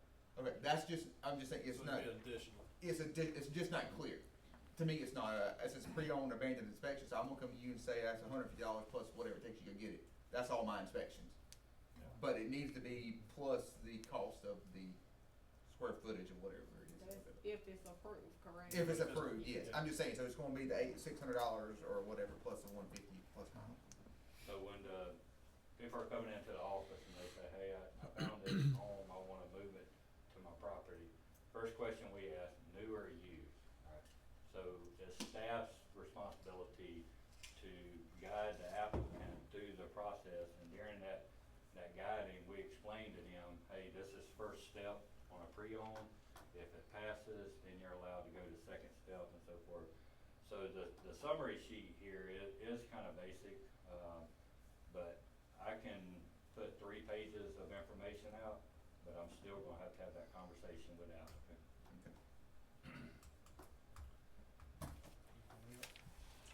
What about a site-built home that has been destroyed by fire, wind, hail? Are those fees gonna apply when they rebuild on the same site? Is that gonna be considered? Mr. Miller? I don't know if you said anything about roofing, that's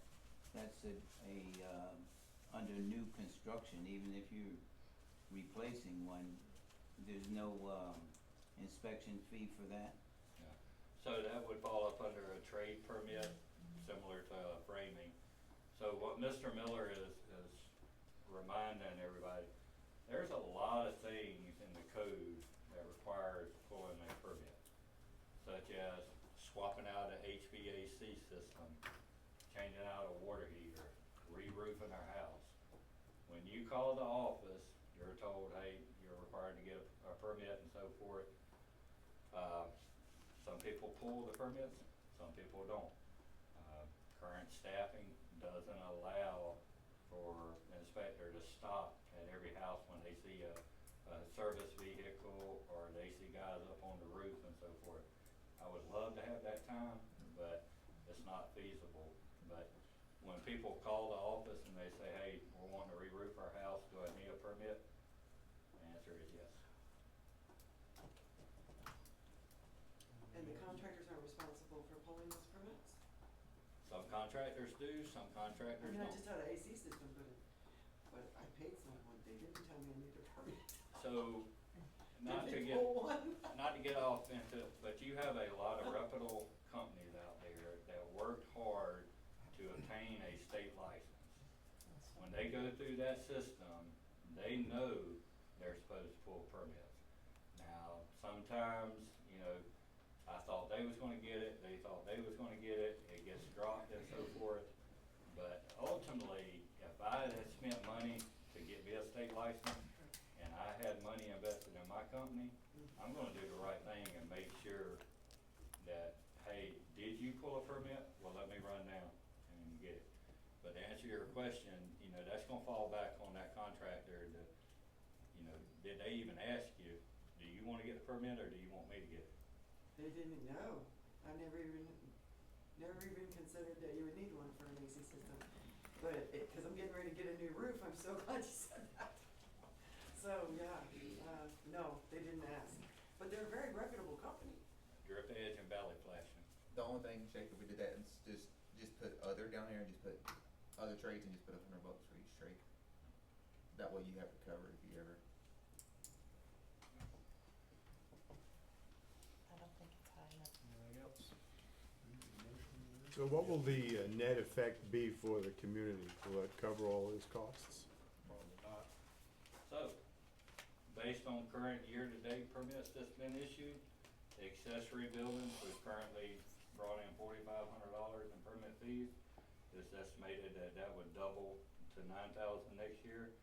Addition permits, same thing, we're at 3,200, it would double 64. So forth and so on as you go through the different permit types. Long story short, in summary, this year to date, now this is unaudited, we brought in approximately $3,400 in permit fees. It's estimated that in 2025, we would bring in $54,000 in permit fees. It would help. Big difference. The only important thing about the permit fees. And, to summarize it, your building inspector is a pay-to-play position. That's not a general position in the community to where, if we ever get to the point where they can ride around and police, working without permits, that may be another option, but for today, it's just basically a pay-to-play. I make a motion, we approve new fees. Got a motion? A second. Got a motion and a second to approve? Hold up. What? I get you to add, start date on October 1st. Start date on October 1st. Motion to approve these starting October 1st. What you building next month? What you building next month? Got a motion and a second. Jackie? Yes. All in favor say aye. Aye. Motion carried. Thank you, Mr. Watson. I think you can stay on up there. I can promise you, it ain't a 5,000 square foot house. All right, next on the old business is the animal control updates. Oh, boy. Alright, so commissioners, community, obviously animal control has been a hot topic over the last few months. And, it's unfortunate that we have this problem as a community, as a society, because once again, it all goes back to unresponsible animal ownership. So most of the people in the community are familiar that in 2009, the Board of Commissioners adopted an animal control ordinance. And this ordinance is actually pretty good. I mean, it lays out the groundwork that a animal owner has the responsibility to contain their animal and provide food, shelter, and water. That's a basic. In that ordinance, it states that the owner's responsibility is to keep their animals under control, and it also states that it should be unlawful for any owner of any domesticated animal in his possession to permit such animal to be at large. If the owner is a minor, the parents are responsible. It also states that shall be the duty of every animal or custodian to ensure that animals are kept under proper restraint and that reasonable care and precautions are taken to prevent the animal from leaving while unattended the real property limits of its owner, possessor, or custodian. Also states that it shall be the duty of the animal owner, anyone having an animal in their possession, to keep the animal under restraint and control at all times while the animal is off the real property of the owner. I want to take my dog to the park, it's my responsibility to contain that dog in the park.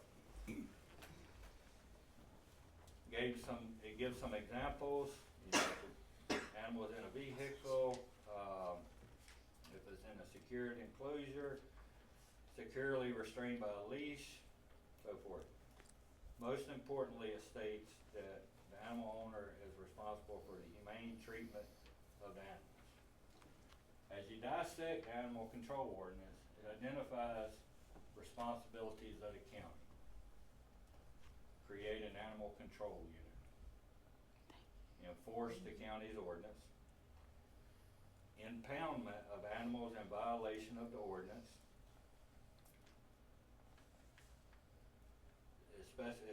It provides guidelines for treatment or euthanizing of diseased or injured impounded animals. And then establishing a confinement area for unvaccinated biting animals. For the most part, the county has started an animal control unit and has started addressing things. no matter what we do, no matter what the county does, there's always gonna be a demand for more. The appearance that is in the community right now, you could have a facility that could hold 100 animals, and you would still need more space. So unlike the comment that was made earlier, I'm not gonna stand here and ask for more money for this problem, because ultimately this problem is not the Board of Commissioners. This problem falls back on irresponsible animal ownership. So, during the adoption of the ordinance, one big thing was missed. What's the penalty for violating?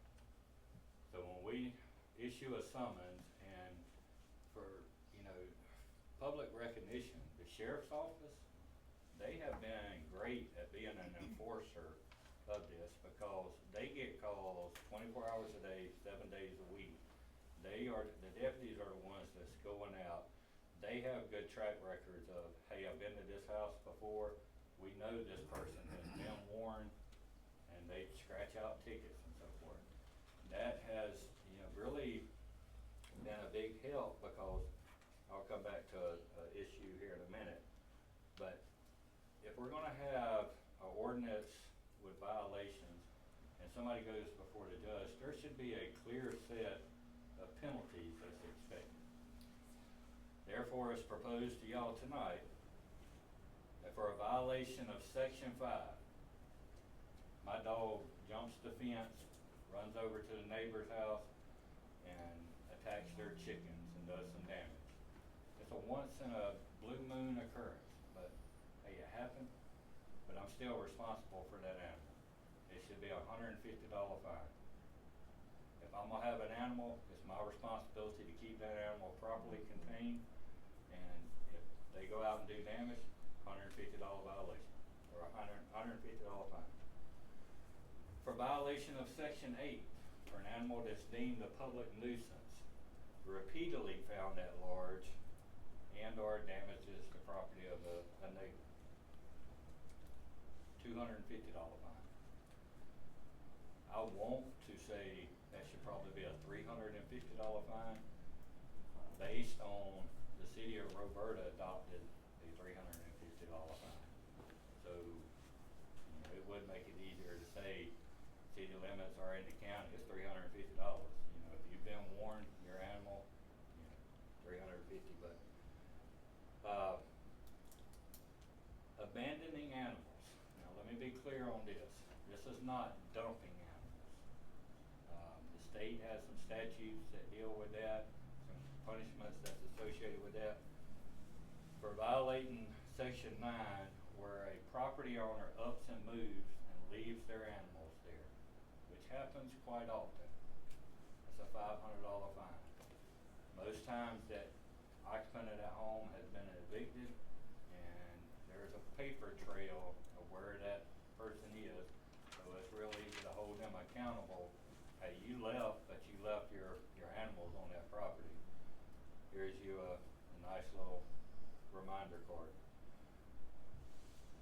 For violation of Section 15, interference with an animal control officer, $150 fine.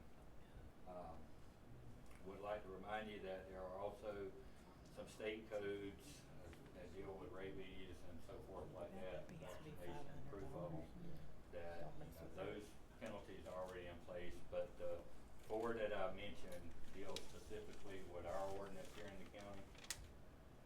The last part of it is what happens when we pick up an animal and the owner comes back to reclaim it.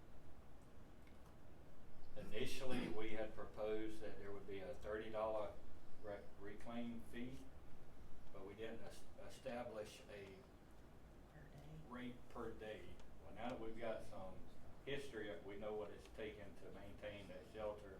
We know what it's costing to feed animals and so forth. So we're recommending that it's a $10 per day fee if the owner comes back and reclaims them. So it'd be 30 plus $10 per day for reclaim fee. We would require them to provide proof of rabies vaccination within 10 days, and then proof of a microchip within 10 days as well. But once again, questions that the board has, you have the answers.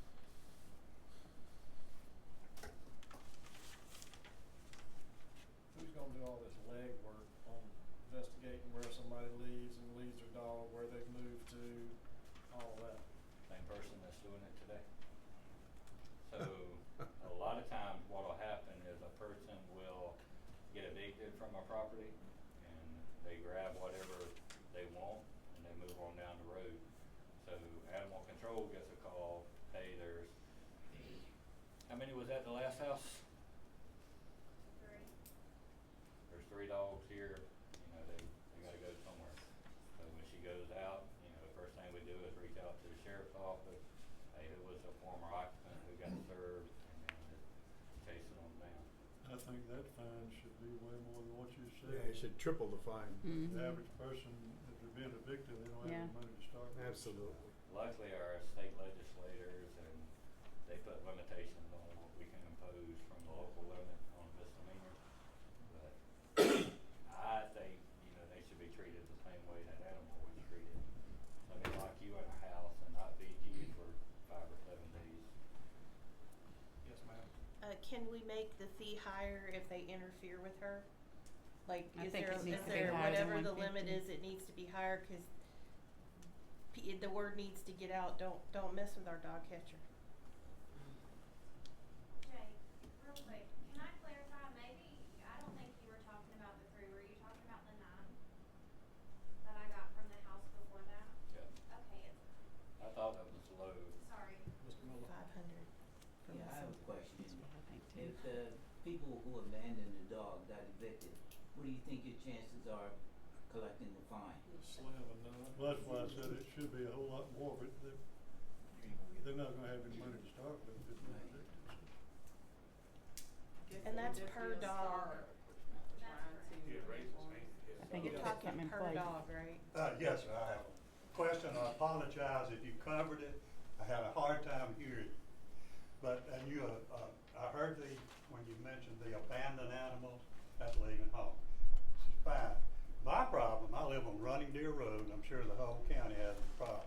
Seems like, Bill, Houston, you know, all around, they like to come dump their animals. Now, you can't get to these people to find them. You don't know who they are, because normally you'll see them. They have no collars. They look like they haven't eaten in months. So, is it just a homeowner that's got to deal with this? So in regards to the dumping of animals, I mean, we're open for suggestions. I mean, if you have, you know, like where I live at in the county, I have cameras. And, you know, I position my cameras to where I see vehicles that go up and down the road. So when my neighbors say, you know, hey, I had something go missing, or we had some new dogs, we kind of go back and look. So, you know, I'm not encouraging y'all to infringe on anybody's rights and privacy or anything, but if I lived in an area that dogs are constantly being, I would do all I could to help catch whoever's doing it. Now, the question that we're dealing with tonight is specifically for homeowners or people that live in a home that relocate and they don't take all their belongings with them, their animals with them. Yes, in general, if well, we can have track it back concerns to- all around, not only that the dogs are a problem. And it's amazing to me that people don't understand, if you get a puppy, raise him up. You can't dump him out and expect him to take care of himself. He's gonna starve to death. That's the worst kind of death. It's better to take him out and shoot him. I know that sounds horrible, but it's true. The animal is better off to be put down than to just turn out. Yeah, the only thing I'll add, if it's all right, Jake, is I do know there's several people in the county right now working with Jake and several others to update some of these ordinances, and I think they're gonna cover some of that. So hopefully, I don't know when y'all are gonna present that, hopefully that covers some of that then. Let me, Miss Hardy was saying something in the back there for clarify. So, just in general, if we know who the owner is that abandoned this animal or dumped them, that person can be penalized. In the case of, you know, we can't walk down a road and say, there's invisible tire tracks, this belonged to a Toyota 4Runner. let's go track those down. If we can't find the owner, we can't charge them for anything. But if we know and we can track it back, then yes. So the gist of this is to take the populated parts of the community where the residents of those areas have dogs and they're letting their dogs roam and so forth. Well, now this is putting bite to the ordinance that when we go out and say, hey, you're in violation, you know, it's not just a minimum court fine.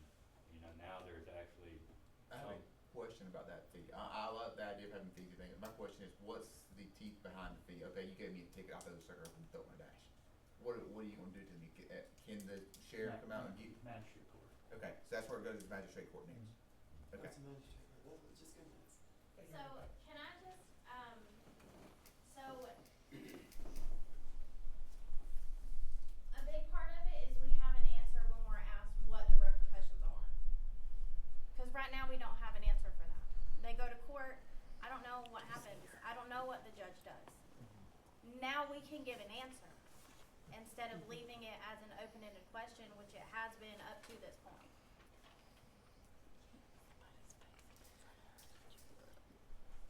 Question, as far as the ordinance goes, regarding them having to have their animal contained, so what happens with the people that don't necessarily have the money for a fence or an invisible fence? The alternative's gonna be to chain an animal up, in the heat, no shade, no water. What are we going to do about that? Because now we're in the territory of animal cruelty, and I'd almost rather let their dog run free than them chain them up in the sun and the water. So, I'm sorry, we haven't been introduced, so I'm Jake. I'm Laura. Ms. Lark, so the conversations that a lot of times we have with animal owners that can't contain their animal is, you know, not everybody is cut out to be an animal owner. And sometimes, you know, part of realizing you owe it to this animal to be properly taken care of is to either rehome them or in worst case scenarios, you know, hey, go have this dog put down, because the last thing you wanna do is have this animal run out and get hit by a car, and then the driver overreact, they run off into the ditch and hit a tree, and now it's a fatality because, you know, we wasn't properly taking care of that dog. So that's a hard conversation to have with an individual, but it's a conversation that has to be had, because if you can't care for a child, the state's not gonna leave them in your care. Right. And You have a 75-year-old woman who's living on Social Security, and she's got her little schnauzer or whatever she has, and she lets him out every day to go do his thing, but she can't afford a fence, you know, or an invisible fence. Better get a leash. You know. Well, I was gonna Put him say, on I don't something. think people realize that if I have an accident because your dog ran out in front of me, then I can come for your homeowner's insurance. Yeah. I'm coming for you, trust and believe. I don't know what you got, but I mean, it has happened. And I wish people would surrender their animals if they can't afford them, but I don't think that'll happen. I think you'll see more dogs locked in garages and hot days, chained up. I think you'll see more cruelty with that. But you can't But it still legislate for the goes corner to the, cases, right? I know what you're saying. owners, like But you Jake can't. said, cause I have neighbors that do not, I have a fence, but I have several neighbors that do not have a fence, and I have never seen their dogs in the road, on my property. I just never have. I don't, my dog, I will leave that gate open in Jersey, knows she better not move. She knows she has never been outside of that gate. So it all goes back to the owner, truly at the end of the day, so I guess like you said, we have something that is solidified, that if you are caught, it will cost $500 to do this. Whereas before, like you said, you'd go to court, and if the judge tosses it out, like, no, we said that this was gonna cost them $500, stick the $500 on them and let's walk. And maybe that message will get out there that we're trying to do something different. So if we with this. pass this, will the fines be mandatory then? I When it goes think they before the should. judge, or will the judge still be able to make it? I Exactly. think they The should. judge still has to find them guilty. Okay. Yeah, Okay, of we're not course. getting rid of due process. This is just a fee structure, because right now, what the magistrate judge is doing is he's determining guilt or innocence, and then if guilty, then he is simply going by the misdemeanor rules. Okay. And so he applies an unstructured fee or fine. Yeah. But we're not changing due process. They Right. still have to be found guilty. I make a motion. Yes, ma'am. Sorry, Mr. Stewart. So two things, just real quick. So in regards to the owner surrenders, and Miss Laura, I'm Alexis, I'm your animal control officer. Hi. Hi. I'm the one with all the boxers. Okay. I've got all those boxers. So we don't do owner surrenders. Our shelter does not. I only have a 9-capacity kennel. And if you get on social media any given day, how many people are giving away their pets? I got a new job and I'm working 8 to 5. The general public works 8 to 5. Your dog will be fine. So for us specifically, we don't do owner surrenders because that's all my kennels would be, is people give them. And in regards to the tethering, personal opinion of mine, I'm not for tethering. It is not my thing. I don't have anything in the county that prevents residents from doing it, and if that is your only option, I'm gonna teach you how to make it the best for your dog that we can get it to be. If that's your only option for keeping them contained, if they're safe, there's adequate shelter, you're cleaning their water every day, they have the food, we can make that safe for them. If that's the only option and that's how we can work together, I'm gonna help you do that. Okay. So, and you're on the county site? Yes. Yes, sir. I don't mean to talk so much tonight, but I was just gonna say, the gentleman here raised a good point about dumping. I mean, Dad was born probably in the 60s, and he heard stories about people coming from bib and dumping even back way then. So I say maybe, since we're having this conversation, and maybe some good input, would be a good time for it. I know, in criminal justice background, I'm not sure if maybe the sheriff's office can collaborate with a list of repeat offenders for animal offenses with each other to coordinate, maybe bib, or if that's feasible. Because I know more serious, well, it's not important. I know if you have like a sex offenders list, you let people know, hey, this person is going between counties, so maybe that information is available to share between counties. But on the other point is, we have some great social media people in this county. We have a very active social media community. I know, Ms. Miller, you do great things with, the free stuff page, and if it's a multi-county problem, maybe we could make a discussion page for people in surrounding counties to say, because the Crawford County discussion page, as far as I remember, used to always have, here's another dog out, but to make that more of a multi-county page to talk about animals like that, maybe we can, as citizens, talk to people, because it's probably not just Crawford that's having this problem. And people going across lines, as citizens, we can identify people who are causing problems in that sense, and we know everyone snitching on each other, but if you're causing a problem that's going as bad as it is, maybe that would be something citizens can do with the social media that we have today. So while we're on discussion, Identify people, like, what do you mean? Because we definitely encourage people, if you see a truck that stops in the middle of the road, it turns a dog out. Right. Can you give me a description of the truck? No, I don't remember. Okay, that's great. That's really helpful. And I really just, It's unrealistic to even Bibb try County and do has that. so many And I work really public close. dog Jesus. Yeah. catchers. I cannot work really believe close that with it would be surrounding Bibb County just really straight.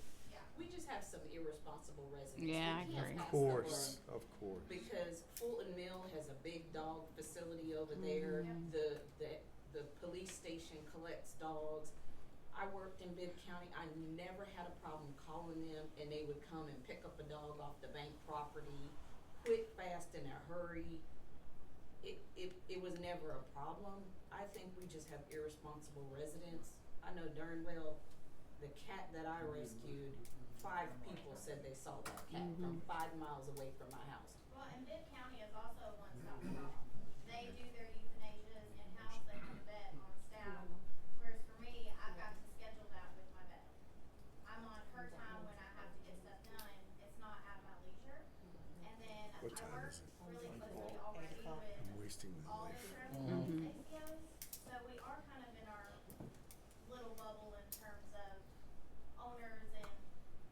big issues that we all need to be aware about that may move from county to county. What I wanna say, when we go out on a call, we responding to a call, we do a report. And that report is forwarded to animal control. We've been in the past, trying to educate people that we do have a leash law here in Crawford County. And when we met with Jake and Alexa, I guess that was in the early part of the year, we met and started talking. I went back and kind of took in my office and did a drop down and we started doing dog complaints. So I could actually go back from that point and see how many calls we have responded to. Some have been repeat. And the catch to it, if we get out there and there is probable cause, that either they got him on camera or, like we said, he's on his property, we write citations. If there's enough probable cause going forward, the sheriff office is taking that, we gonna write citations. And we feel that if we get the owner's attention, get him in the magistrate court, hopefully, he understand that the ordinance needs to be followed. It's there, and that's the only way we believe it's gonna work, is start to write some citations. So we need to start locking some people up. Yeah. But you can't, it's not that lockable offense unless it gets to that point. The only thing we do right now is write it, get them a court date, and they have to appear in court. Yeah. You got another. All right, last one. I just want to say, I hope y'all vote on this. I hope it goes through, but I do feel like what she said, we need to raise it. If they come against the animal control officer, 150 ain't gonna do nothing, and that's coming against a person. So I think that needs to be raised. 5 Benjamins. Yeah. What do we have, what did you have to cover if they give the 150. Was it 150? Yeah, I agree, that should be way more than that. Mm-hmm. You're coming Is against that a one person. that we can amend? Because you said some of them we couldn't amend, it was a state. That's correct. 150 was the recommendation, but if y'all feel like it needs to be a little more stern. Well, this lady needs, if she's out there by herself, she needs to have some protection. Yeah. And if Needs to people be some know real that this is gonna consequences. happen. Yes. Who gives the citation? Will she give it, or will the sheriff give it? She can write one as well. Both can. Okay, so both of y'all are writing citations. Can. She can write and we can write. Okay. All right. What do you want to change it to then? 350? You said the city is at 350 on something. That was on 350 on something else. So the city is currently at 350 for a nuisance. Why don't you do the same as the city then? Yeah. That way it's easy for the Nuisance county to all do changes the it same. from Section 8. Section 8 for nuisance to That's 350. correct. Would be 350. So wait, let's go in order. Section 5 was 250, right? 150. 150? Oh, okay. Record keeping. All right, section 8 is 350. Yes, sir. Section 9 is 500. Yes, sir. Section 15, which was the interference, what That's are we 500. making that? What is that, 500? 500. I just want to be clear for motion. Are those all 4 sections? Okay. I Do make we a have motion. I'm sorry, do we have a definition of interference? Because you're gonna leave wiggle room for somebody to get out, and if what is interference, so that if it needs to go be escalated to a criminal matter, it can be. Hang on just a second and I can provide you with the verbiage that's in there. And y'all can tell me if y'all feel is comfortable.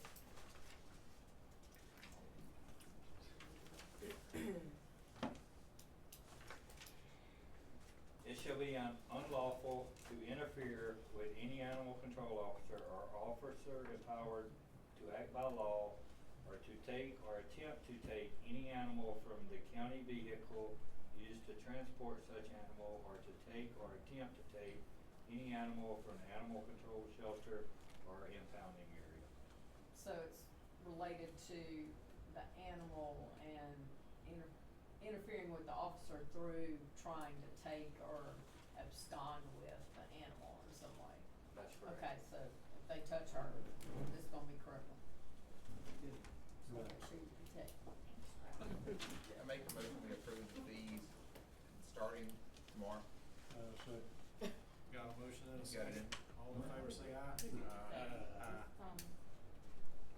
Motion carried. Effective That's tomorrow, good. which is, What's the fit today? People need to pay. As soon as you can get it started, I don't know what you, I can get with Joel. Yeah, we gotta run it up. okay. as quick as you can get it wrote up and put it in. So I more statements to make, Commissioners. Once again, I would really like to thank the Sheriff's Office and his deputies, because since we started this, the Sheriff's Office has been very supportive on whatever animal control needs. So, you know, whether it's to go out to assist with a call, or in most cases, them just taking the lead on it and so forth. But, you know, this is just a small part of the system working now. It's still heavily dependent on the community to be responsible animal owners. But, you know, without the Sheriff's Department, you know, we would nowhere be close to where we are now. The second thing is to publicly recognize Miss Hardy for what she does as far as animal control officer. It is a very thankless position, because most times when she goes out, she sees these animals that are mistreated and are on the verge of death. That, you know, it's unthinkable that humans would let animals get. But she's able to come in day after day and deal with these situations that she didn't create. It's her job to do it. Furthermore, she's also the one that this board has put in charge of making the decision of whether that animal lives or doesn't.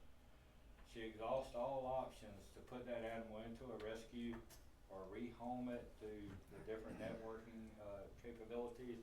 But ultimately, when she's unsuccessful on that, she has to take a trip down to the vet. I'm not sure if any of us realize the hardship that puts on an individual, and then to turn around and say, hey, your phone's ringing, let's do it all over again. And it's very repetitive. The most disheartening thing is that the comments that have been made in regards to her and her job performance over the last few months. At the end of the day, I, as a department head, give her the tools that she needs to do the job. The expectations that are in the community for animal control falls on my shoulders and this board up here. If we don't give her the tools to do the job, then the community shouldn't take their frustration out on her, because like I said earlier, she can't be in two places at one time. So if there's an animal call here and an animal call there, and she's down at the shelter getting ready to take one on a trip to open up space, how can she be chastised for that? So I would like to just go on record to say, Commissioners, y'all have a jam up young lady that's doing the job. I don't think she's recognized for the hardship that she endures. Well, what do you suggest, Jake? I mean, you're making these statements, but So the only thing ultimately- you can do in this community is to advise the people that live in this community, and I'm not sure how the hell you're gonna do that. That's So the problem. As a taxpayer in this community, I sat here a while ago during the budget cycle, and there was some great questions. There are some smart people in this room, some very financial, responsible people. Ms. Sanders, will you bring that budget back up? Sure. First thing that should be on every one of our minds, how do we provide the services that we're demanding if we don't address the revenues? The first page that is in here. So if you go down to the bottom right here and you look at what total revenues are for this community, $9.3 million.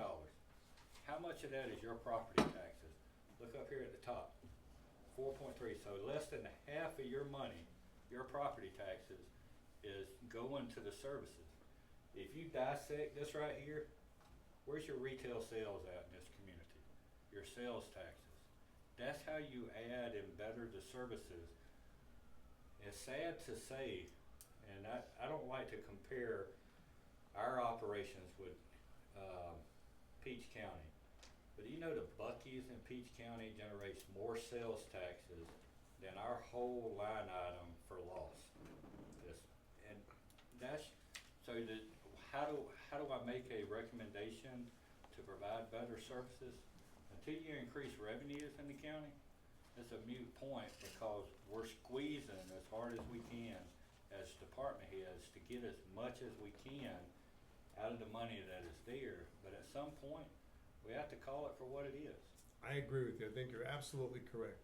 But what I'm saying to you is, unless you're able to notify the people of this community, you're wasting your time. Yeah, you're not going to get anything accomplished. It's going to be the same thing the next time we talk about animal control. Even the three folks that do the animal control, they're not even here tonight and giving their part of the story. But it's a terrible situation, and people, unless they start handling these things individually, unfortunately, I don't see how you're going to be able to make it any better than it is. So I it think goes- she's doing a great job.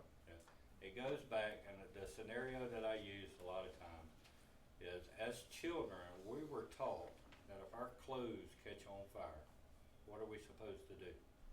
Stop, drop, and roll. We learned that in school. What is in the public school system right now that's being taught to kids on responsible animal ownership? As a kid, the only thing I ever learned about an animal was I skipped school, and Bob Barker told me, spay and neuter your child.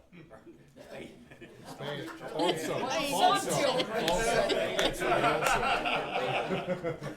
should not repeat you. Lord, I hope my son ain't watching tonight.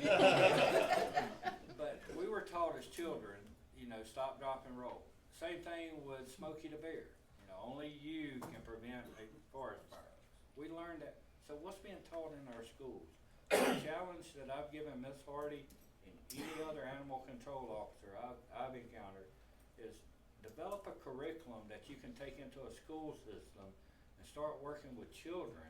We might not see the repercussions in our lifetime, but in generations to come, people, society will treat animals better.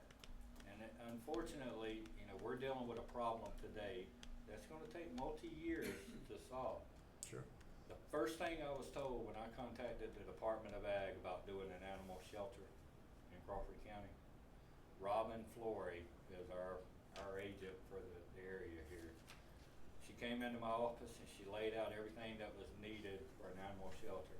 She told me, she said, Jake, she said, if you find the solution, you will write your retirement check. What Crawford County is experiencing is rampant in every other community around the southeast. Absolutely. That's what I said. Something I've mentioned in these meetings before is I think you need to use people in the community as well. I'm an old lady, I can't do a whole lot. But I could go to a school, I could teach. I mean, there's people in the community, there's animal lovers in the community who would do that. I mean, fosters for animals. I mean, I have rescued hundreds of animals. Well, I believe what Ms. Price has spoken a couple of times, that there is a group that are kind of looking at scenarios and options. Good. And I'm looking forward to see what they pitch, because Good. at the Sign me last up. meeting, I commented that ultimately for the county to do something, it's gonna have to be funded. And, I agree with the majority of the attendees tonight. Hey, property taxes are high. There has to be a balance point. And, it's just, I'm not gonna be the guy that stands up here and say, hey, let's put 1.2 million on animal control, because that 1.2 can sure be spent in a lot of other areas in the county. Thank y'all. Thank you, Jim. Hey, moving right along. You have something? I do, because Jake went back to that budget. So I want to read you something that I had a friend send to me.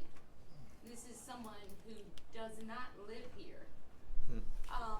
But they sent this to me for Crawford to be looking at outside counties. And at some point in our community, we need to have the mirror moment. We need to have the moment that says, why are we not moving forward? Why are we not having budgets and money and income and revenue? I actually have several people that work outside of Crawford that work with programs that their sole job is to say, oh, you have that idea? here is the county to take it to. Why is my friend telling me to my face that she would not recommend us? Would not. Millions and dollars of industry, and she would not, based on our history, would not even put our name on a piece of paper Can I to share? come to us. One reason is because of publicly, we have tarnished Yes. a lot of our ability to grasp businesses to come to the county. And that's exactly what she said. We have a historic tarnishment all the way to the state level of even getting something recommended to us. So I say this because I have a very good friend that lives in this city or this little county. I never even thought about it. So it says, research the city of Hawkinsville, Georgia. The city of Hawkinsville has a population of slightly over 4,000 people. The city. Pulaski has a population of 11,000 people, whereas the population of Roberta, roughly 800 people, with a population of the entire county, 12,000. Almost exactly the same type of population. Yet, the difference being the city of Hawkinsville has everything and more. Crawford does not. It includes a grocery store, food line, couple small ones too, hospital, Taylor Regional Hospital, and an amazing community park that has just launched a few months ago and become frequently used by children and adults alike. So the question remains, how does a community or a county that is a smaller size pull off impressive accomplishments and meet the needs or supersede delivering essential necessities that another county, bigger, is not doing? Sounds like it's the responsibility of Board of Commissioners to me. Well, I'm not I 100% sure, think but it it's sure does look overall. like you five guys, It is you an five guys are overall. just the ones to look at. Ms. Miller, It's overall. we'll talk. Yeah. Yes, it is an We'll overall I can explain some mentality things of, to you. like, all of us. We can't, like, the dog thing. It's not just the we can't commissioners, it's blame. development authority, We tax got it. board, We it's got everybody, really- community. And I mean, I hate to bring this up, but I'm gonna bring it up because it's where my heart sits. We frowned upon the rock quarry, correct? Okay. We didn't want the rock quarry. You Hold on, don't hold on, even use hold that on. as an I excuse. said You ever. guys made the biggest mistake this community could possibly do. Are you kidding or what? Moving That's a on. terrible example, a terrible example. That's the attitude gets us right where we at. Well, that's only my example and my attitude Okay. for this year, not before this, where you guys have been responsible for years. Let's get it back under control. All right, old business. Number 3, operational agreement. Mr. Sherlock. Ms. Delacona was correct. I went back, I reviewed Are you recording? the video transcripts, Record this. and You the got it. SPL, or sound pressure level monitors, were actually mentioned in between when the motion was made and the final vote was taken. And it was the fellow that was in here with the thing that went off so loud or whatever, he mentioned it before Brad. he left. Yeah. Brad And Moriarty. Mr. Spillers, you brought it up, and you asked Cottondale if they would agree to place the monitors and a 35 decibel limit of 1/2 mile range, and he agreed, and then the vote was taken. So I have added that as number 4, and I also noticed while I was watching the 3-hour video that I had forgotten the holiday schedule, which they agreed to no production on holidays, and so I added that. Otherwise, it is the same operational agreement we had last time. Any questions? So we need a motion When you to, watch the video, it's all in there, what we discussed. It is. It It's is. the- it's the It's new very hard updated to hear. version. I had to Oh. turn my computer up as loud as it Yeah. would go, but yes, I could hear him say yes, because he was sitting behind me. You want one? Not good.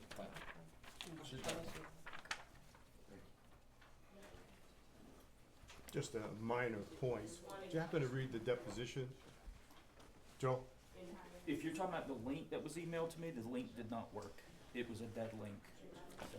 I mean, it's unbelievable. You need to take a look at that thing. It's disgusting.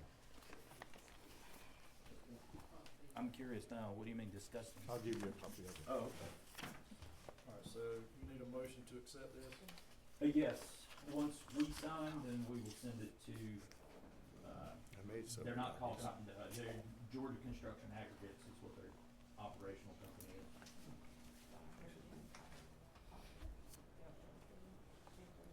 Yes, so it's, correct. So it's the only difference is it's the operational versus the ownership. Okay. That's it. Okay. I have one question before we close. Tonight wasn't live. I live streamed tonight onto the discussion page, but it wasn't. Jake's not doing that anymore, right?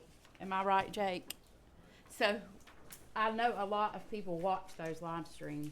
What is on task for the future to live stream these meetings? Because I think it's important, because I think there's a lot of people that can't make it out here.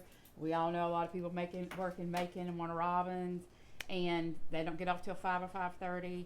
And there was a lot of participation and watching of those live streams.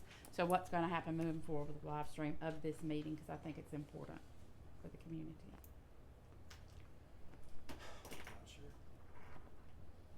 We'll look into it. Our subscription expired. We gotta come up with another way to do it, have better service and stuff, so. Is that why we're not doing it? What happened to the camera crew? Flat TV. Can we check with the school to see if they have, any media students that can do volunteer hours? Possibly, or, Flint in their TV career used to come out path and do it, program? but they stopped as well, so. We'll check into it. And asking around to other staff, they're not interested in coming, so, to do right conversation. Alright, Okay, back to your vote. I think you got stopped in the middle. so we need a motion to accept the operational condition agreement. I'll make a motion to accept it. Motion, you got a second? Second. Got a motion and a second, all in favor say aye. Aye. Motion carried. I can get your signature. How did you get your battery to last so long? I charged it before I came. Well, I charged mine too, but I guess it wasn't full charge.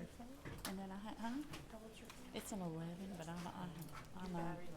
Alright, new business. Where am I putting that? Because it's all. ACCG Legislative Leadership Conference, voting deadline.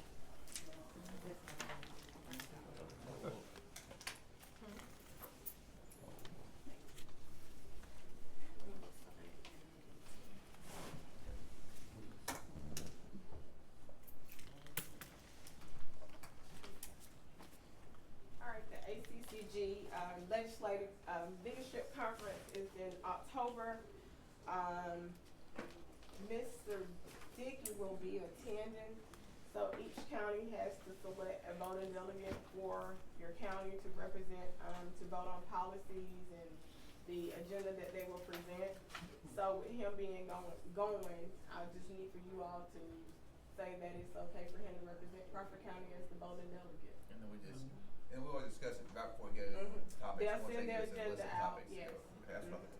But we have to have this sent back in prior, by August the 30th. They have not sent out the agenda or the We policy. have to nominate and make it legal, or? Yeah, ma'am. Yes. I make a motion that, not that Mr. Dickey be the I second. whatever the word is. Motion and a second. Voting. All in favor say aye. Aye.